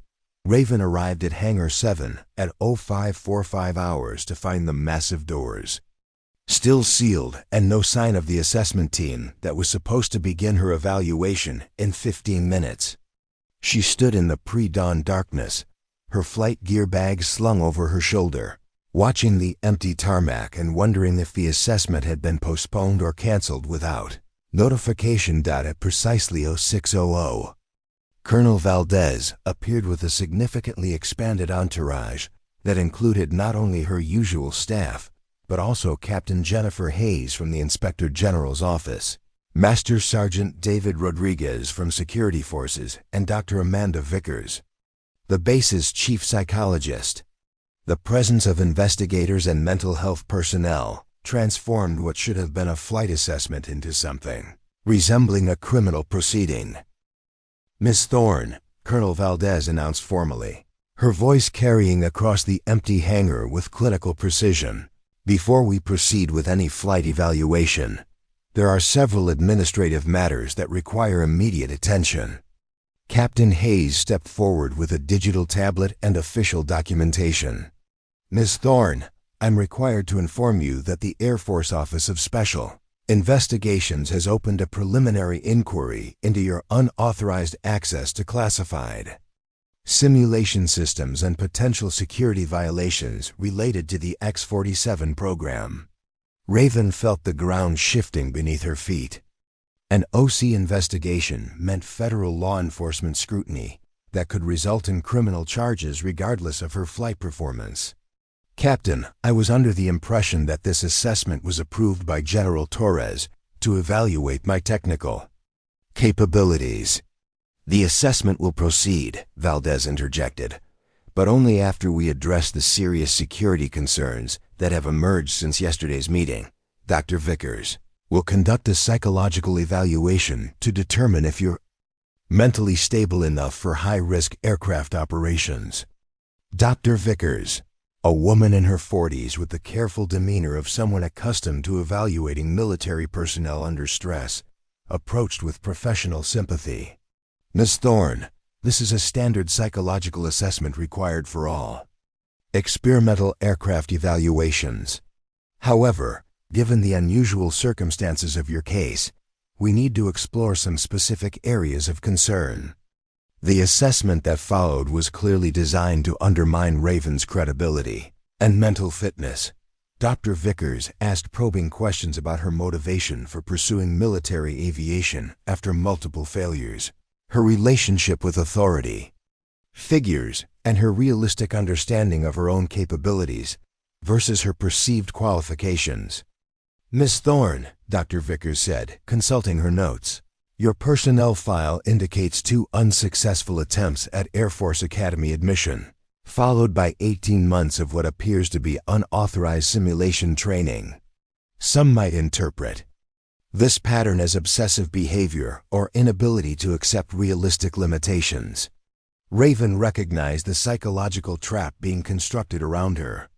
Every answer would be interpreted through the lens of instability or delusion. "Doctor, I would characterize my actions as persistent preparation for opportunities that I believed would eventually become available. But you had no realistic expectation that such opportunities would become available," Captain Hayes interjected. "Civilian contractors with basic flight instruction credentials don't typically transition to experimental military aircraft programs." Master Sergeant Rodriguez, who had remained silent throughout the psychological evaluation, finally spoke. "Miss Thorne, we need to discuss the security implications of your activities. How did you obtain access to X-47 technical specifications that are classified at the secret level?" The interrogation continued for 2 hours, covering every aspect of Raven's unauthorized activities, with the clear intent of building a case for prosecution rather than evaluating her flight capabilities. Questions about her contacts, her research methods, her access to classified information, and her understanding of federal security regulations were designed to establish criminal intent rather than professional competence. Meanwhile, Lieutenant Colonel Martinez was conducting her own investigation into Raven's background and activities. She had spent the previous evening making calls to contacts at various military installations, building a comprehensive picture of Raven's history and connections that could be used to undermine her credibility. "Colonel," Martinez reported to Valdez during a brief recess in the interrogation, "I've confirmed that Miss Thorne has been in communication with several retired military personnel who have access to advanced flight training resources. There's a possibility that she obtained classified information through informal networks rather than direct security breaches. This information was potentially more damaging than simple unauthorized access. If Raven had been receiving classified information through retired military contacts, it suggested a broader security compromise that could implicate other personnel and require extensive investigation. Furthermore, Martinez continued, I've discovered that her civilian flight instruction credentials include advanced ratings that she didn't disclose in her employment application. She's qualified for aerobatic instruction, instrument flight training, and high-performance aircraft operations. Her background is significantly more extensive than she indicated. Colonel Valdez processed this information with growing concern. If Raven had deliberately concealed her qualifications during the hiring process, it suggested deception and possible infiltration rather than simple civilian employment. The implications for base security and program integrity were substantial. When the interrogation resumed, Colonel Valdez took a more aggressive approach. Miss Thorne, we've discovered that you concealed significant flight qualifications during your employment application process. You hold advanced civilian ratings that you failed to disclose, and you've been in contact with retired military personnel who may have provided you with classified information. Raven realized that her situation had deteriorated beyond simple skepticism about her abilities. She was now facing allegations of deception, security violations, and possible espionage. Every aspect of her preparation was being reinterpreted as evidence of malicious intent rather than professional development. Colonel, my civilian qualifications weren't relevant to the flight instruction position I was hired for, Raven replied carefully. And my contacts with retired military personnel have been entirely appropriate professional relationships. Professional relationships that provided you with access to classified X-47 technical data, Captain Hayes stated rather than asked. Ms. Thorne, we have evidence that you possessed detailed knowledge of aircraft systems that are restricted to personnel with special access program clearances. Dr. Vickers consulted her tablet and looked up with practiced concern. Miss Thorne, I'm also troubled by what appears to be a pattern of deceptive behavior combined with grandiose self-assessment. Your belief that you can master aircraft systems that have challenged our most experienced pilots suggests possible narcissistic tendencies or disconnection from reality. The systematic attack on her character and competence was professionally devastating. Every strength was being reinterpreted as a weakness, every achievement as evidence of deception or instability. Raven realized that the assessment had been sabotaged before it began, transformed from an evaluation of her flight skills into a coordinated effort to destroy her credibility and potentially prosecute her for security violations. Colonel, Raven said finally, am I going to have an opportunity to demonstrate my flight capabilities, or has this assessment been converted into a security investigation? Valdez exchanged glances with her team before responding. Miss Thorne, given the serious questions that have emerged about your background, your mental stability, and your possible security violations, I'm not comfortable authorizing you to operate $1 billion experimental aircraft. Master Sergeant Rodriguez nodded in agreement. Ma'am, standard security protocols require resolution of these issues before any access to classified systems or high-value equipment. The trap was complete. Raven had been offered an assessment as a path to proving herself, but the assessment had been structured to ensure failure through administrative and psychological obstacles rather than flight performance evaluation. She could not demonstrate her capabilities because she would not be allowed access to the aircraft. As the morning session concluded with instructions for Raven to remain available for further questioning, she realized that Colonel Valdez had successfully converted her moment of opportunity into a career-ending security investigation. The 18 months of preparation, the support from Chief Master Sergeant Blake, Even the letter from General Sterling, none of it mattered. If she couldn't get into the cockpit to prove her abilities, walking across the base toward the administration building for additional questioning, Raven understood that she was facing a coordinated campaign designed to eliminate her as a threat to the established order. The retaliation had escalated far beyond simple dismissal or termination. She was now facing potential criminal charges and professional destruction. But as devastating as the morning's events had been, Raven also recognized something important. The extreme nature of the response suggested that her capabilities were seen as genuinely threatening to people who had invested their careers in maintaining the status quo. The question was whether she had any remaining options for proving herself before the investigation destroyed any possibility of vindication. At 1400 hours, as Raven sat in the sterile waiting room outside the OC investigation office, she received an unexpected visitor. Technical Sergeant Lisa Chun from the Avionics Maintenance Squadron approached quietly, glancing around nervously before taking the seat beside her. "Miss Thorne," Chun said in a voice barely above a whisper, "we need to talk, but not here. Meet Emmy at the Desert Rose Diner off Highway 95 at 1900 hours. Come alone." Before Raven could respond, Chun had disappeared back into the maze of administrative corridors, leaving her wondering what could possibly motivate a junior enlisted member to risk involvement in her increasingly dangerous situation. That evening, the Desert Rose Diner was nearly empty except for a few long-haul truckers and the perpetual presence of strong coffee and fluorescent lighting. Chun was already seated in a corner booth when Raven arrived, her civilian clothes and nervous demeanor suggesting someone who understood the risks of what she was about to do. "Ms. Thorne," Chun began without preamble, "I'm going to tell you things that could end my career and possibly land me in prison. But after watching what happened to you today, I can't stay silent anymore." Raven slid into the booth across from her, noting the manila envelope that Chun kept close to her chest. "Sergeant, whatever you're thinking of doing, you need to consider the consequences for yourself." "I've been considering the consequences for 6 months, Chun replied grimly. "Ever since I started maintaining the X-47's avionics systems and discovered what's really been happening with the pilot qualification failures." She opened the envelope carefully, revealing technical documentation that appeared to be official maintenance records. "Miss Thorne, the 12 pilots who failed X-47 qualification didn't fail because they couldn't handle the aircraft.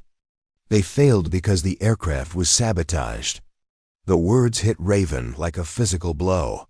"What do you mean, sabotaged?" Chun spread out several pages of detailed technical analysis. "For the past 8 months, someone has been making subtle modifications to the X-47's neural interface systems before each qualification attempt. The changes are so small that they don't show up in standard pre-flight checks, but they create cognitive interference that makes successful AI integration nearly impossible." Raven studied the documentation, her years of technical training allowing her to understand the implications immediately.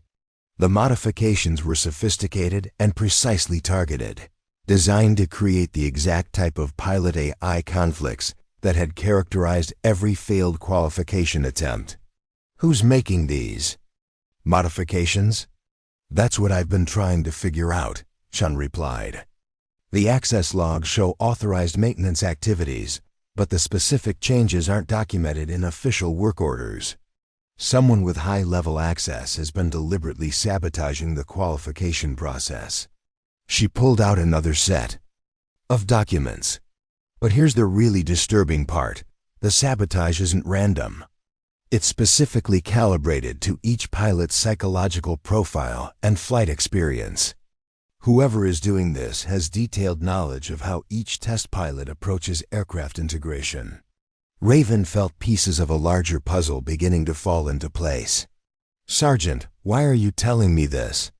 Chun was quiet for a moment, stirring her coffee absently. "Because tomorrow morning, You're scheduled to attempt X-47 qualification in an aircraft that will almost certainly be sabotaged to ensure your failure. And because I think I know why someone wants the X-47 program to fail." Before Raven could respond, 2 more people entered the diner: Chief Master Sergeant Blake and, surprisingly, Major Derek Hoffman, the test pilot who had publicly dismissed her capabilities just days earlier. Blake approached their booth with the confident stride of someone who had made a difficult decision, while Hoffman appeared distinctly uncomfortable. "Miss Thorne," Blake said as they took seats at the expanded table, "Sergeant Chun has been sharing her findings with a small group of us who've been concerned about irregularities in the X-47 program. Major Hoffman has some additional information that you need to hear." Hoffman looked like he was struggling with a significant internal conflict. "Miss Thorne, I owe you an apology. For the past 3 months, I've been questioning my own abilities because I couldn't understand why I was failing qualification attempts on an aircraft that should have been within my capabilities." He pulled out his own folder of documentation. "Yesterday, after your meeting with General Torres, I started reviewing my qualification data more carefully. What I found was evidence that my failures weren't due to pilot error. They were the result of system malfunctions that occurred at precisely the moments when I was achieving successful AI integration." Raven examined Hoffman's flight data, recognizing patterns that matched Chun's sabotage analysis. "Major, you were succeeding until the systems failed?" "Exactly," Hoffman replied. "And the failures were so subtle that I attributed them to my own inadequacies rather than questioning the aircraft systems. It was a masterful psychological manipulation that convinced me I wasn't qualified for advanced aircraft operations." Chief Blake leaned forward, his voice dropping to ensure their conversation remained private. "Raven, we think someone is deliberately sabotaging the X-47 program to create a justification for canceling it. The question is who benefits from program failure and has the access necessary to execute this kind of sophisticated sabotage." Chun consulted her notes. "I've been analyzing the pattern of modifications and cross-referencing them with personnel access logs. The sabotage always occurs during maintenance windows that are supervised by the same senior officer." "Who?" Raven asked, though she was beginning to suspect the answer. "Lieutenant Colonel Martinez," Chun replied.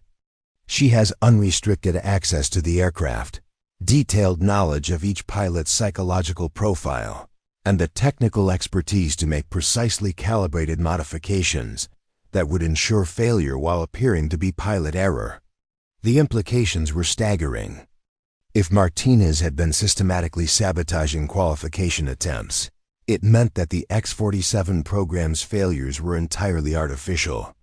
More importantly, it meant that Raven's assessment tomorrow would be sabotaged unless they could prevent Martinez from accessing the aircraft. Major Hoffman spoke up.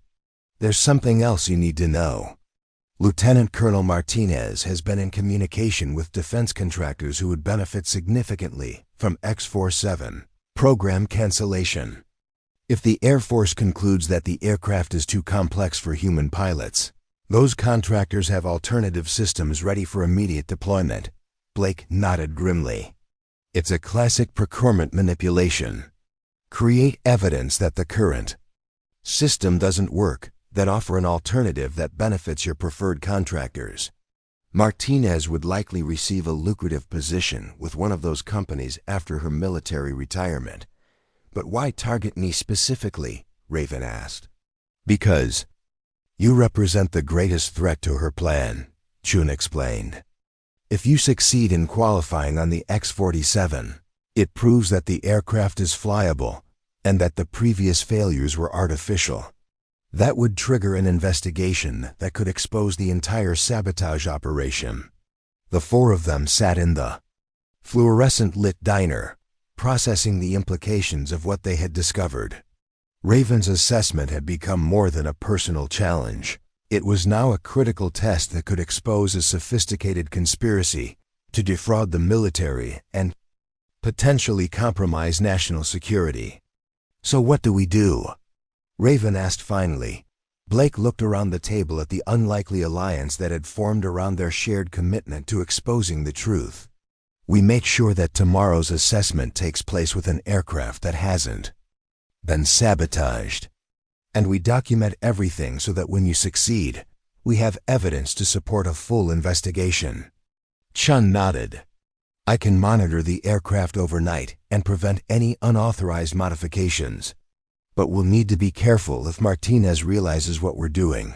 She could accelerate her sabotage efforts or find other ways to ensure the program fails. Major Hoffman leaned back in his seat, looking relieved for the first time in months. Ms. Thorne, I want you to know that I genuinely hope you succeed tomorrow. Not just because it would vindicate your abilities, but because it would prove that the rest of us weren't failures either. As they prepared to leave the diner, Blake placed a hand on Raven's shoulder. Tomorrow, you'll be flying not just for yourself but for everyone who's been manipulated by this conspiracy.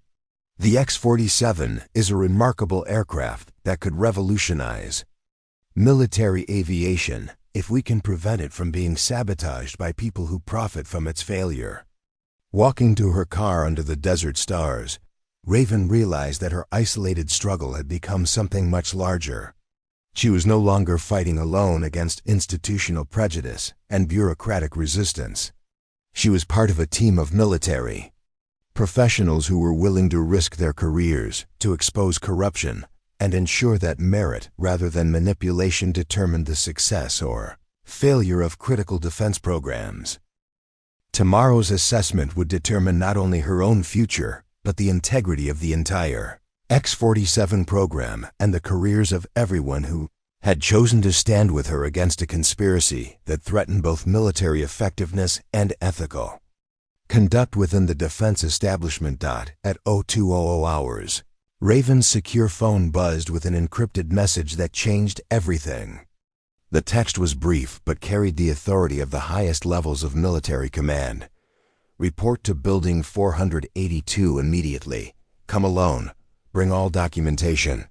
R.S. Building 482 was a nondescript structure on the far edge of Crimson Mesa, used for classified briefings that required complete compartmentalization from standard base operations. As Raven drove through the empty desert roads, she wondered what General Rebecca Sterling could possibly want at this hour, and how her presence at the base had remained undetected by Colonel Valdez's network. The building's interior was spartanly furnished but equipped with the most advanced secure communication systems available. General Sterling stood at a conference table covered with technical documents, satellite imagery, and what appeared to be comprehensive surveillance reports.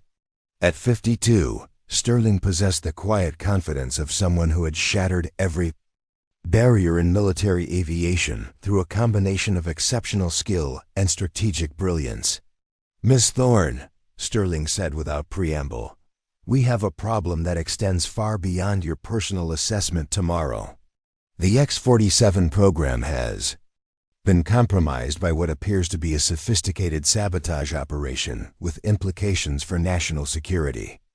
Raven set down her materials, realizing that General Sterling already knew everything about the conspiracy they had discovered at the diner. General, how long have you been aware of the sabotage? 3 weeks, Sterling replied grimly. We've been conducting a classified investigation into defense contractor manipulation of military procurement processes. The X-47 sabotage is part of a broader pattern of artificial program failures designed to redirect billions in defense spending toward preferred contractors. She activated a large display screen showing the complex web of financial connections, personnel movements, and communication patterns. Lieutenant Colonel Martinez is one of several military officers who have been recruited to sabotage advanced weapons programs in exchange for lucrative post-retirement positions with defense contractors. The scope of the conspiracy was breathtaking. Sterling's investigation had uncovered evidence of similar sabotage operations affecting multiple advanced weapons systems across different military branches. The X-47 program was just one target in a comprehensive effort to manipulate defense procurement for corporate profit. General, why wasn't this investigation made public? Sterling's expression darkened. Because we needed to identify all the participants before taking action. Exposing the conspiracy prematurely would have allowed the primary organizers to destroy evidence and escape accountability. She pulled up another display showing real-time surveillance footage from Hangar 7. However, your assessment tomorrow has forced us to accelerate our timeline. Martinez is planning a final sabotage operation. That would make X-47 failure appear so catastrophic that the program would be immediately terminated. Raven studied the surveillance imagery, recognizing the maintenance area where Chun had been monitoring the aircraft. What kind of sabotage? Complete neural interface failure that would simulate pilot incapacitation during high-speed flight. Sterling replied. The resulting crash would be attributed to pilot error and aircraft design flaws, providing justification for program cancellation and creating liability concerns that would prevent future development. The implications were chilling. Martinez wasn't just planning to ensure Raven's failure. She was planning to create a disaster that would eliminate the X-47 program entirely while potentially killing Raven in the process.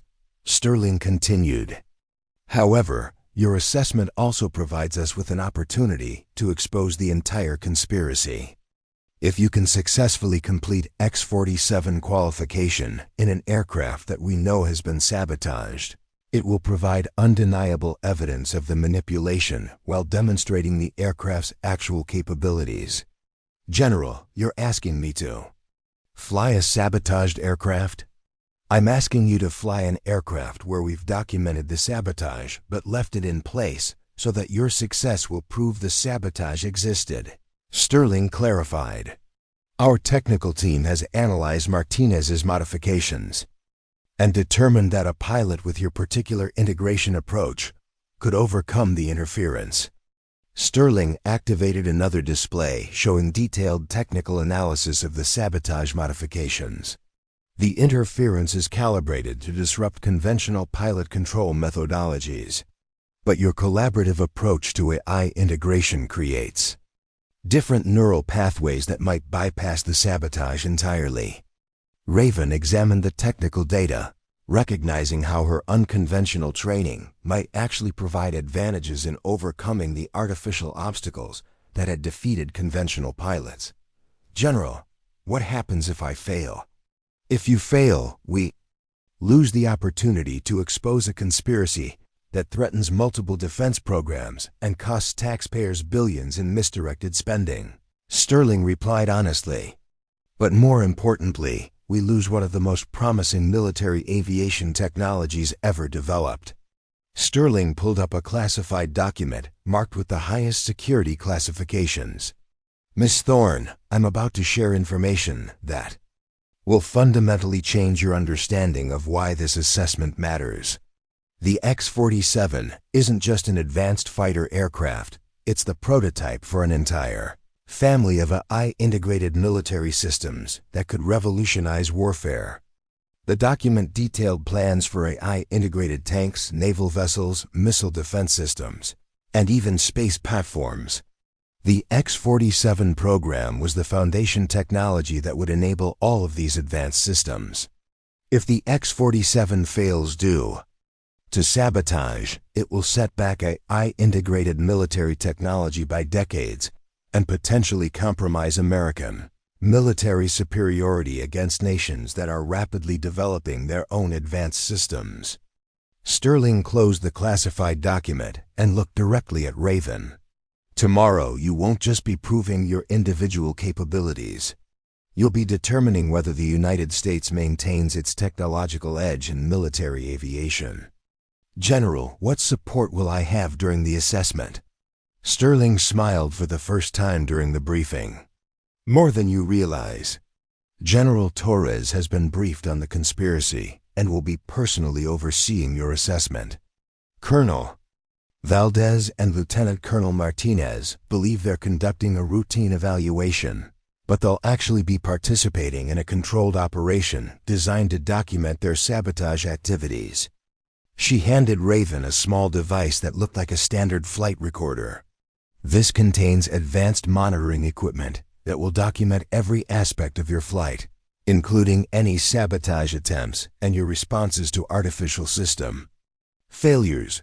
The data will provide legal evidence for prosecution, while also proving the X-47's actual performance capabilities. Sterling continued.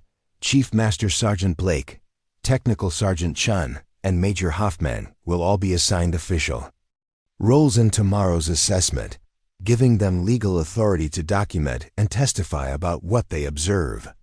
Raven realized that her assessment had been transformed from a personal challenge into a sophisticated counterintelligence operation designed to expose a conspiracy while advancing critical military technology. "There's one more thing," Sterling sighed, pulling up a final document. "Regardless of tomorrow's outcome, you've already been accepted into the Advanced Flight Development Program. Your simulator performance and technical analysis have proven your qualifications beyond any doubt." She handed Raven an official transfer order with immediate effective date. "As of 0300 hours today, you're a civilian test pilot contractor with the highest security clearances and authority to fly any experimental aircraft in the Air Force inventory. General, this means that tomorrow you'll be flying the X-47 not as someone trying to prove herself, but as a qualified test pilot conducting an official evaluation of aircraft systems," Sterling interrupted. "Colonel Valdez and Lieutenant Colonel Martinez will no longer be evaluating your fitness. They'll be assisting with your assessment of the aircraft." The power dynamic had completely reversed. Instead of being judged by people invested in her failure, Raven would be evaluating an aircraft while those same people unknowingly documented their own criminal activities. As Sterling concluded the briefing, she placed a hand on Raven's shoulder. "Miss Thorne, tomorrow you'll be making history in multiple ways.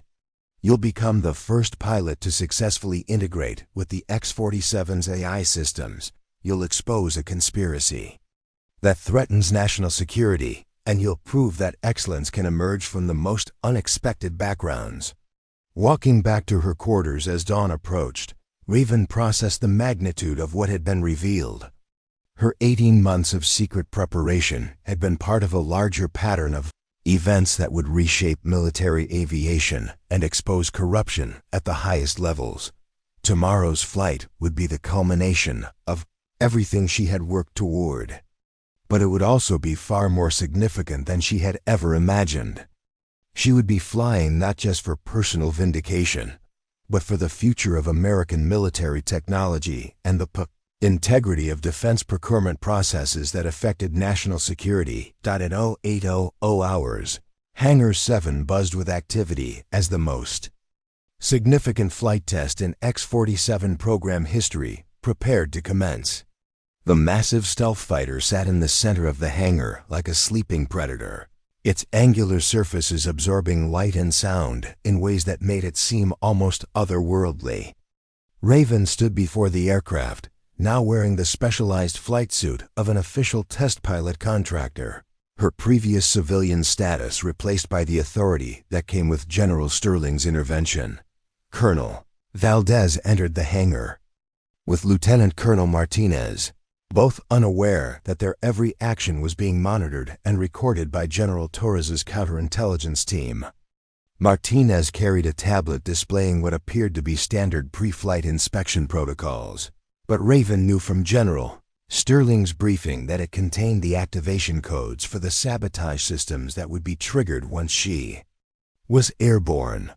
"Miss Thorne," Colonel Valdez announced with forced professionalism, "General Torres has authorized this assessment to proceed under modified protocols. You'll be conducting a comprehensive evaluation of X-47 systems integration rather than a standard qualification test." The language was carefully chosen to maintain the pretense of a routine evaluation while creating the legal framework for documenting the sabotage operation. General Torres himself stood at the observation deck, his presence ensuring that every aspect of the test would be officially recorded and legally admissible. Technical Sergeant Chen approached with the pre-flight inspection checklist, her role now official rather than clandestine. "Ma'am, all aircraft systems are showing normal parameters. The neural interface has been calibrated to your specific cognitive profile based on your simulator performance data." What Chen didn't say, but what Raven understood from Sterling's briefing, was that the sabotage modifications were active and ready to engage once the aircraft reached operational altitude. The neural interface calibration was authentic, designed to give Raven the best possible chance of overcoming the artificial interference. Chief Master Sergeant Blake coordinated the support team that would monitor every aspect of the flight. Major Hoffman took his position at the primary flight monitoring station, his experience with X-47 systems now focused on documenting the difference between sabotaged and authentic aircraft performance. As Raven climbed into the X-47's cockpit, she was struck by how familiar the controls felt, despite never having sat in the actual aircraft. Months of simulator training had prepared her for this moment, but nothing could have prepared her for the almost organic responsiveness of the real systems as they came online around her. The neural interface headset settled over her head with surprising comfort, immediately beginning the synchronization process with Aria, the aircraft's artificial intelligence system. Unlike the simulator, where she had learned to collaborate with Aria gradually, the real system integration was instantaneous and seamless. "Aria online," the AI announced through both her headset and the cockpit speakers. Neural synchronization at 97%. All systems nominal. "Good morning, Raven." The use of her first name was Aria's way of acknowledging their collaborative relationship rather than traditional pilot-machine hierarchy. It was exactly the kind of partnership that conventional pilots had struggled to accept, but that came naturally to someone who had never been fully indoctrinated into rigid control methodologies. "Good morning, Aria," Raven replied, running through the pre-flight checklist with unprecedented speed and accuracy. "Ready for full systems integration test." From the observation deck, General Torres spoke into his communication headset. "Tower. Control, X-47 is cleared for takeoff. Maintain emergency response teams at full readiness." The X-47's engine spooled up with a sound unlike any conventional aircraft, a deep, almost musical harmonic that suggested power levels far beyond traditional fighter jets. As Raven taxied toward the runway, every person in the hangar understood. They were witnessing either the beginning of a new era in military aviation or the end of the most ambitious aircraft program in Air Force history. "Tower, X-47 requesting departure clearance," Raven transmitted, her voice steady despite the magnitude of what she was about to attempt. "X-47, you are cleared for takeoff. Wind is calm, visibility unlimited. Good luck." The takeoff roll was unlike anything Raven had experienced in simulation. The X-47's acceleration was smooth but relentless, building speed with an inevitability that suggested the aircraft was eager to reach its natural environment.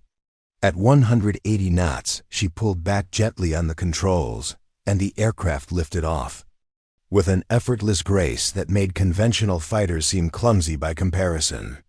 "Aria, beginning systems integration sequence," Raven announced as they climbed through 5,000 feet. Integration sequence initiated. Raven, undetecting some anomalous interference patterns in the neural pathways. Recommend adaptive compensation protocols. This was it. The sabotage was engaging exactly as Sterling had predicted. Instead of fighting the interference or becoming overwhelmed by competing control inputs, Raven allowed Aria to guide her through adaptive responses that worked around the artificial obstacles. "Aria, let's treat the interference as environmental factors, to be navigated rather than system malfunctions to be corrected." "Understood, Raven," implementing collaborative navigation protocols. In the ground control station, Lieutenant Colonel Martinez watched her sabotage systems activate with satisfaction, expecting to see the pilot confusion and system conflicts that had characterized every previous failure. Instead, her monitoring displays showed something unprecedented: stable pilot AI integration that was actually improving despite the interference. Colonel Martinez said to Valdez with growing concern, "The neural interface readings aren't showing the expected degradation patterns." Colonel Valdez studied the telemetry data, unable to understand why the systems that had defeated 12 experienced pilots were being managed effortlessly by someone she had dismissed as unqualified. Maybe the modifications weren't properly implemented. From his position at the flight monitoring station, Major Hoffman watched Raven's performance with growing amazement and vindication. "Colonel, she's not just managing the aircraft, she's optimizing its performance beyond design specifications." At 15,000 feet, Raven began the advanced maneuvers that had been impossible for previous test pilots. High-G turns that required instantaneous coordination between human intuition and AI processing. Stealth profile adjustments that demanded split-second tactical decision-making, and complex navigation sequences that integrated multiple data streams simultaneously. "Aria, let's demonstrate full combat capability integration." "Confirmed, Raven. Activating tactical assessment protocols. Multiple threat simulation beginning now." The aircraft systems created a virtual combat environment with incoming missiles, hostile aircraft, and surface-to-air threats that required Raven to think and react at superhuman speeds while maintaining perfect coordination with Aria's recommendations. 20 minutes. She executed combat maneuvers that exceeded every performance parameter in the X-47's design specifications. Not only was she successfully integrating with the AI systems, she was proving that human-AI collaboration could achieve capabilities that neither human nor artificial intelligence could accomplish independently. In the control room, General Torres spoke quietly into his secure communication channel. "Sterling, we have confirmation. The sabotage is documented, the pilot is performing flawlessly, and the aircraft is exceeding all design expectations." As Raven began her approach for landing, Aria provided analysis that would reshape military aviation. "Raven, our integration efficiency during this flight was 99.7%. This exceeds theoretical maximum collaboration parameters and suggests that human-AI partnership can achieve performance levels previously considered impossible." The landing was as smooth as the takeoff, with the X-47 touching down precisely on centerline and rolling to a stop exactly where ground control had requested. As Raven shut down the engines and began post-flight procedures, she realized that everything had changed, not just for her personally, but for the entire future of military aviation. From the observation deck, General Torres announced over the hangar communication system, "Ladies and gentlemen, we have just witnessed the first successful qualification flight in X-47 history.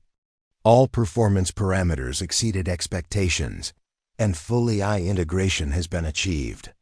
As Raven climbed out of the cockpit, she was greeted by Chief Master Sergeant Blake, Technical Sergeant Chun, and Major Hoffman, the team that had made this moment possible through their courage and commitment to exposing the truth. But more importantly, she saw Colonel Valdez and Lieutenant Colonel Martinez being approached by General Torres and the counterintelligence team. Their sabotage operation now fully documented, and their conspiracy about to be exposed to the full extent of military justice. The ultimate test hadn't just proven Raven's capabilities, it had revolutionized military aviation and exposed a conspiracy that threatened national security. The debriefing room at Crimson Mesa had never hosted a session quite like this one. Within 2 hours of Raven's successful X-47 flight, the space had been transformed into a formal military tribunal, complete with digital recording equipment, legal representatives, and a panel of senior officers who had arrived via emergency Transport from Pentagon headquarters. General Torres presided over the proceedings, flanked by General Sterling and Brigadier General Patricia Hayes from the Air Force Office of Special Investigations. The atmosphere was charged with the gravity of exposing a conspiracy that had threatened billions in defense spending and potentially compromised national security.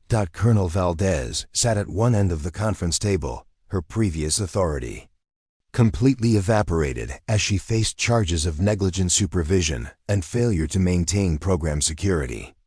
Lieutenant Colonel Martinez occupied the chair beside her, but her situation was far more serious. Federal prosecutors were already reviewing evidence for criminal charges including sabotage, conspiracy to defraud the government, and potential treason. This tribunal will address the systematic sabotage of the X-47 Shadow Wraith program and the attempted destruction of critical military technology, General Torres announced formally. Lieutenant Colonel Martinez, you are accused of deliberately modifying aircraft systems to ensure pilot qualification failures over a period of 8 months. Martinez's legal representative, a sharp-featured military attorney who had arrived that morning, attempted to control the narrative. General, my client categorically denies any intentional sabotage. Any modifications to aircraft systems were performed under proper authority and in accordance with established maintenance protocols. Technical Sergeant Chun was called as the first witness. Her months of covert investigation now presented as official testimony. General, I have documented evidence of 17 separate unauthorized modifications to the X-47's neural interface systems. These modifications were specifically designed to create cognitive dissonance and integration failure in pilots attempting qualification. She activated the main display screen, showing detailed technical analysis that left no room for interpretation. Each modification was calibrated to the psychological profile and flight experience of specific test pilots, indicating intimate knowledge of their capabilities and deliberate exploitation of their cognitive patterns. Major Hoffman testified. Next, his voice carrying the weight of personal vindication after months of believing he had failed due to his own inadequacies. General, I can confirm that my 3 qualification attempts were sabotaged through precise interference with the AI integration systems. Ms. Thorne's successful flight proves that the aircraft is fully capable of human-pilot integration when not artificially compromised. The testimony continued with Chief Master Sergeant Blake presenting comprehensive documentation of the conspiracy, including communication intercepts, financial records, and evidence of coordination with defense contractors who would benefit from X-47 program cancellation. General, Blake testified, Lieutenant Colonel Martinez received substantial payments from Meridian Defense Systems, a contractor that specializes in alternative fighter aircraft technologies. The payments were disguised as consulting fees, but coincided directly with each sabotage incident.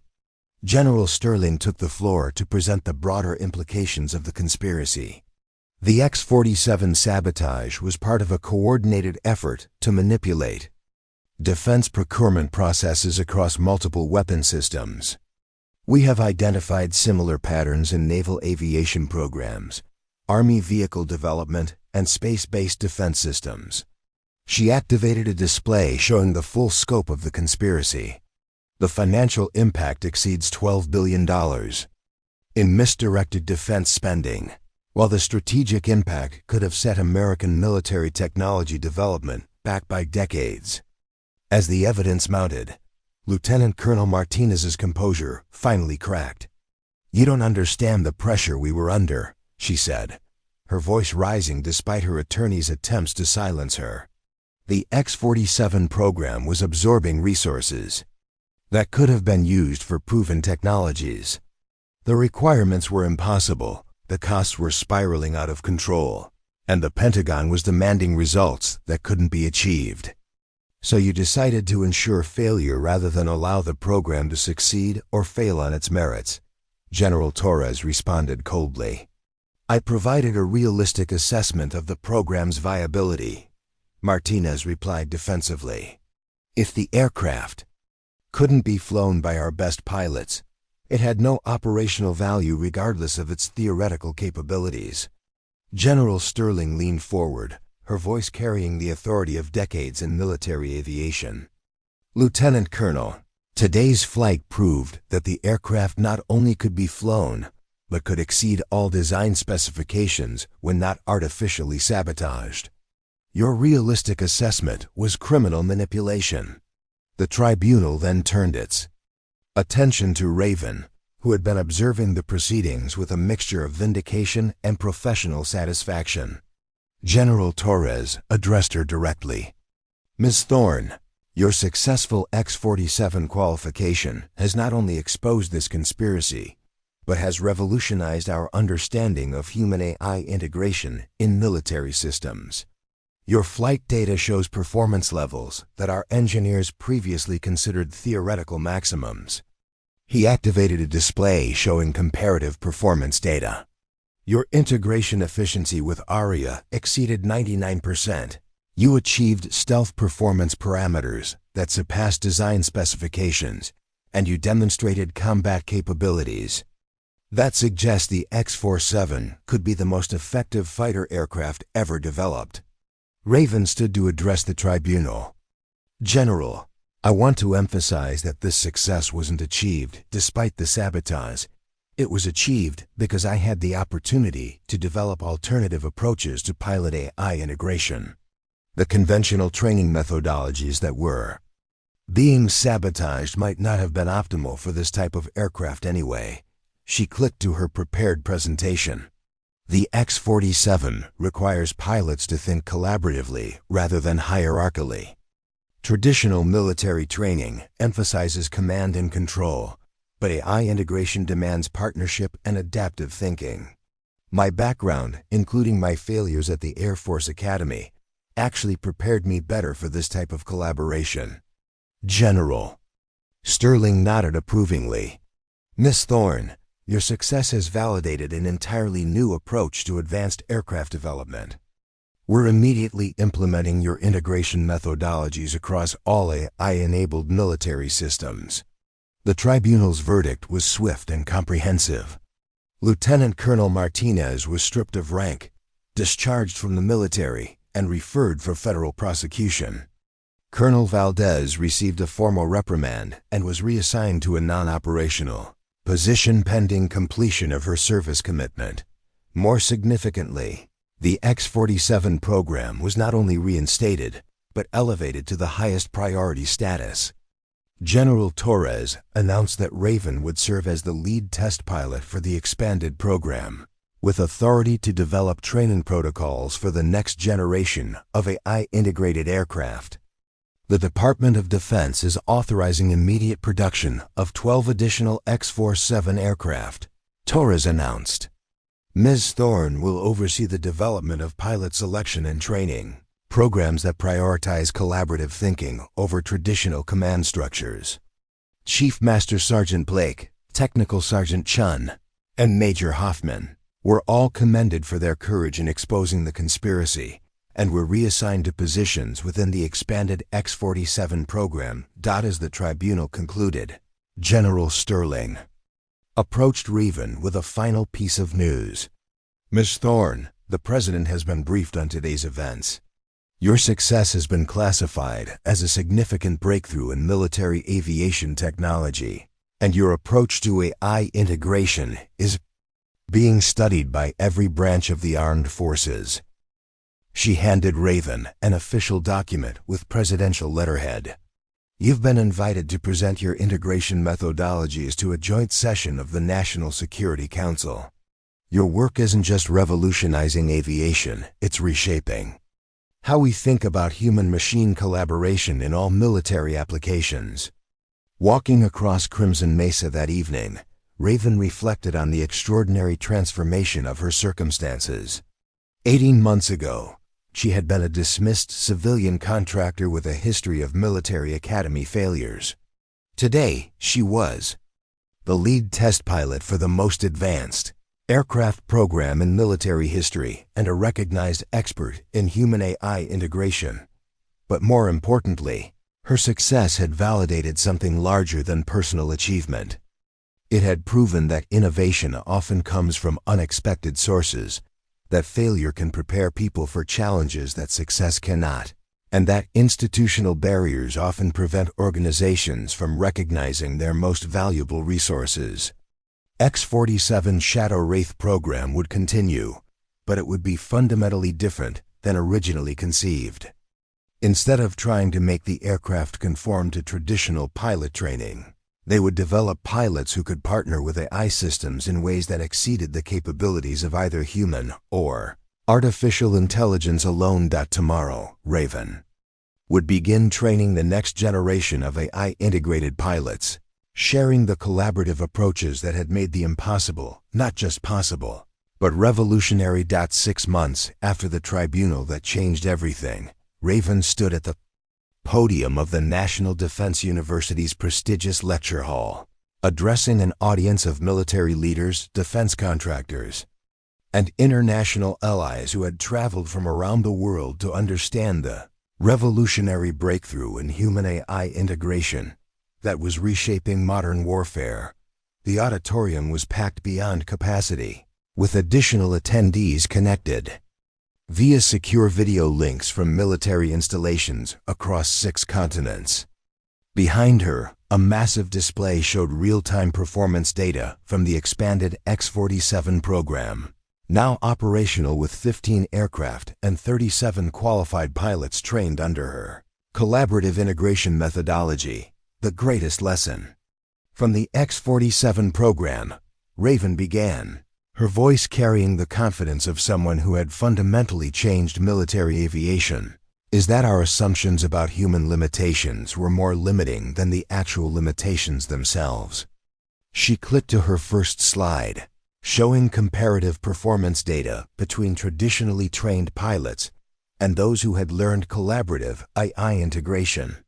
When we stopped trying to maintain absolute human control and started developing genuine partnerships with artificial intelligence, we didn't just improve performance, we discovered capabilities that neither human nor machine could achieve independently.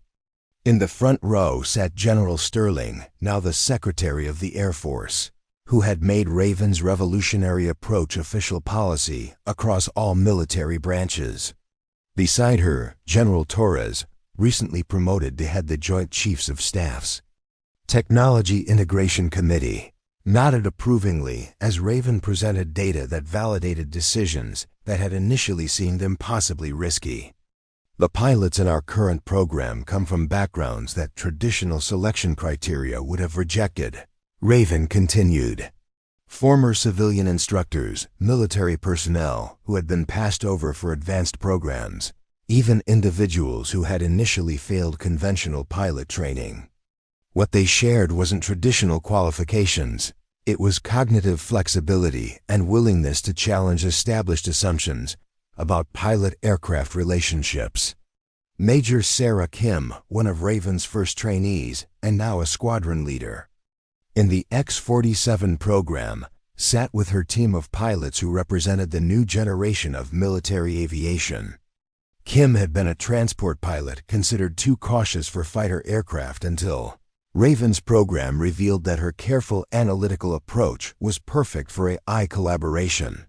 The integration success rate in our program is now 94%. Raven announced, generating murmurs of amazement from the audience.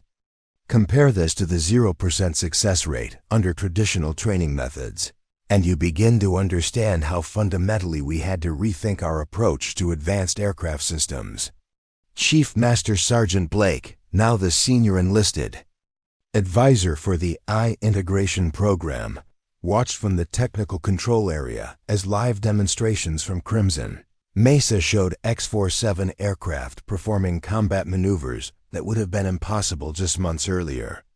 Technical Sergeant Chun, promoted to Master Sergeant and serving as the program's chief systems engineer, coordinated the real-time displays that showed aircraft and pilots working together with unprecedented precision. But the impact extends far beyond aviation, Raven continued, clicking to displays showing the AI-integrated tank operations, naval vessel control systems, and even space-based defense platforms. The collaborative methodologies we developed for the X-47 are now being applied to every major weapons system in the American military. She paused, looking out at the audience of military leaders and defense officials who had initially dismissed the possibility of what was now operational reality. 6 months ago, Lieutenant Colonel Martinez and her co-conspirators sabotaged the X-47 program because they believed human AI integration was impossible. Today, that integration is not just possible, it's the foundation of American military technological superiority. General Sterling approached the podium to provide the strategic context for Raven's achievements. The X-47 program has achieved full operational capability ahead of schedule and under budget. More importantly, our potential adversaries who were developing competing systems based on traditional aircraft design are now at least 5 years behind our capabilities. She activated a classified display that showed the program's impact on global military balance. Nations that had been catching up to American military technology are now facing the reality that we've fundamentally changed the nature of military aviation. They're not just behind in aircraft development, they're behind in understanding how warfare itself is evolving. The presentation continued with testimonials from pilots around the world who were implementing Raven's training methodologies in their own air forces. Allied nations had sent delegations to study the collaborative integration approach, recognizing that traditional pilot training would soon be obsolete for advanced military systems. Commander Elena Rodriguez from the Spanish Air Force spoke via secure video link. Ms. Thorne's methodology has allowed our pilots to achieve capabilities we never thought possible. The integration between human intuition and artificial intelligence creates tactical advantages that are reshaping our entire approach to air combat. Wing Commander James Patterson from the Royal Air Force added his perspective. The collaborative approach eliminates the adversarial relationship between pilot and aircraft that had limited our advanced systems development. We're now developing aircraft that enhance human capabilities rather than replacing them. As the formal presentation concluded, Raven was approached by Dr. Elizabeth Hayes, the Secretary of Defense's senior science advisor, who had been instrumental in expanding the AI integration program beyond aviation. Ms. Thorne, Dr. Hayes said, your work has applications that extend far beyond military systems. The collaborative human AI methodologies you've developed are being studied for civilian applications, including autonomous vehicles, medical diagnostics, and even space exploration systems. She handed Raven a thick portfolio marked with the highest security classifications. The National Science Foundation wants to establish a civilian research institute based on your integration principles. You'd be the founding director, with authority to develop human-AI collaboration methodologies for both military and civilian applications. As the day's events concluded, Raven found herself in the quiet offices of the National Defense University, reviewing correspondence from around the world.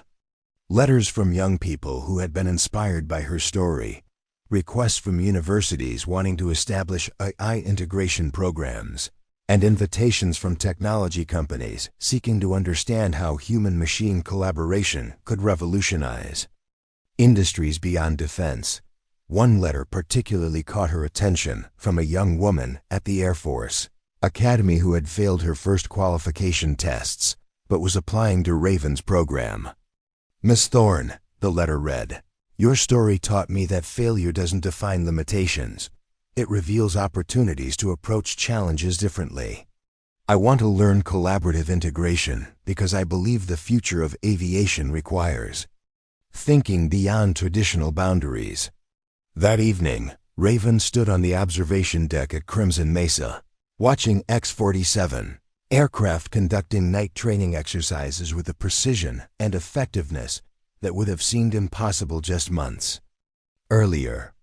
The pilots in those aircraft represented a new generation of military aviators who thought collaboratively rather than hierarchically, who partnered with artificial intelligence rather than fighting it, and who achieved capabilities that exceeded the sum of human and machine intelligence. Chief Master Sergeant Blake joined her on the observation deck, his weathered face showing satisfaction with how events had unfolded. "You know what I think about most when I watch those flights?" he asked. "What's that, Chief?" "How many other people are out there right now, being told they don't have what it takes, when they might actually be the exact people we need for the challenges we haven't recognized yet?" Raven nodded, understanding that her personal journey had become something much larger. The X-47 program hadn't just proven that she could fly advanced aircraft, it had proven that excellence often emerges from unexpected sources, and that institutional barriers frequently prevent organizations from recognizing their most valuable resources. As the night training exercises continued overhead, Raven made a decision that would define the next phase of her career. Tomorrow, she would begin developing programs to identify and train individuals who had been overlooked by traditional selection criteria, people whose unique backgrounds and perspectives might be exactly what was needed for challenges that hadn't yet been imagined. The woman who had failed Air Force Academy twice had not only mastered the impossible stealth fighter, but had revolutionized how humans and artificial intelligence could work together. More importantly, she had proven that failure, properly understood and applied, could become the foundation for achievements that success alone could never reach. The X-47 Shadow Wraith program continued to break barriers and exceed expectations. But its greatest achievement wasn't technological, it was demonstrating that human potential, when properly recognized and developed, could overcome any limitation that others might try to impose. Up next, you've got two more standout stories right on your screen. If this one hit the mark, you won't want to pass these up. Just click and check them out.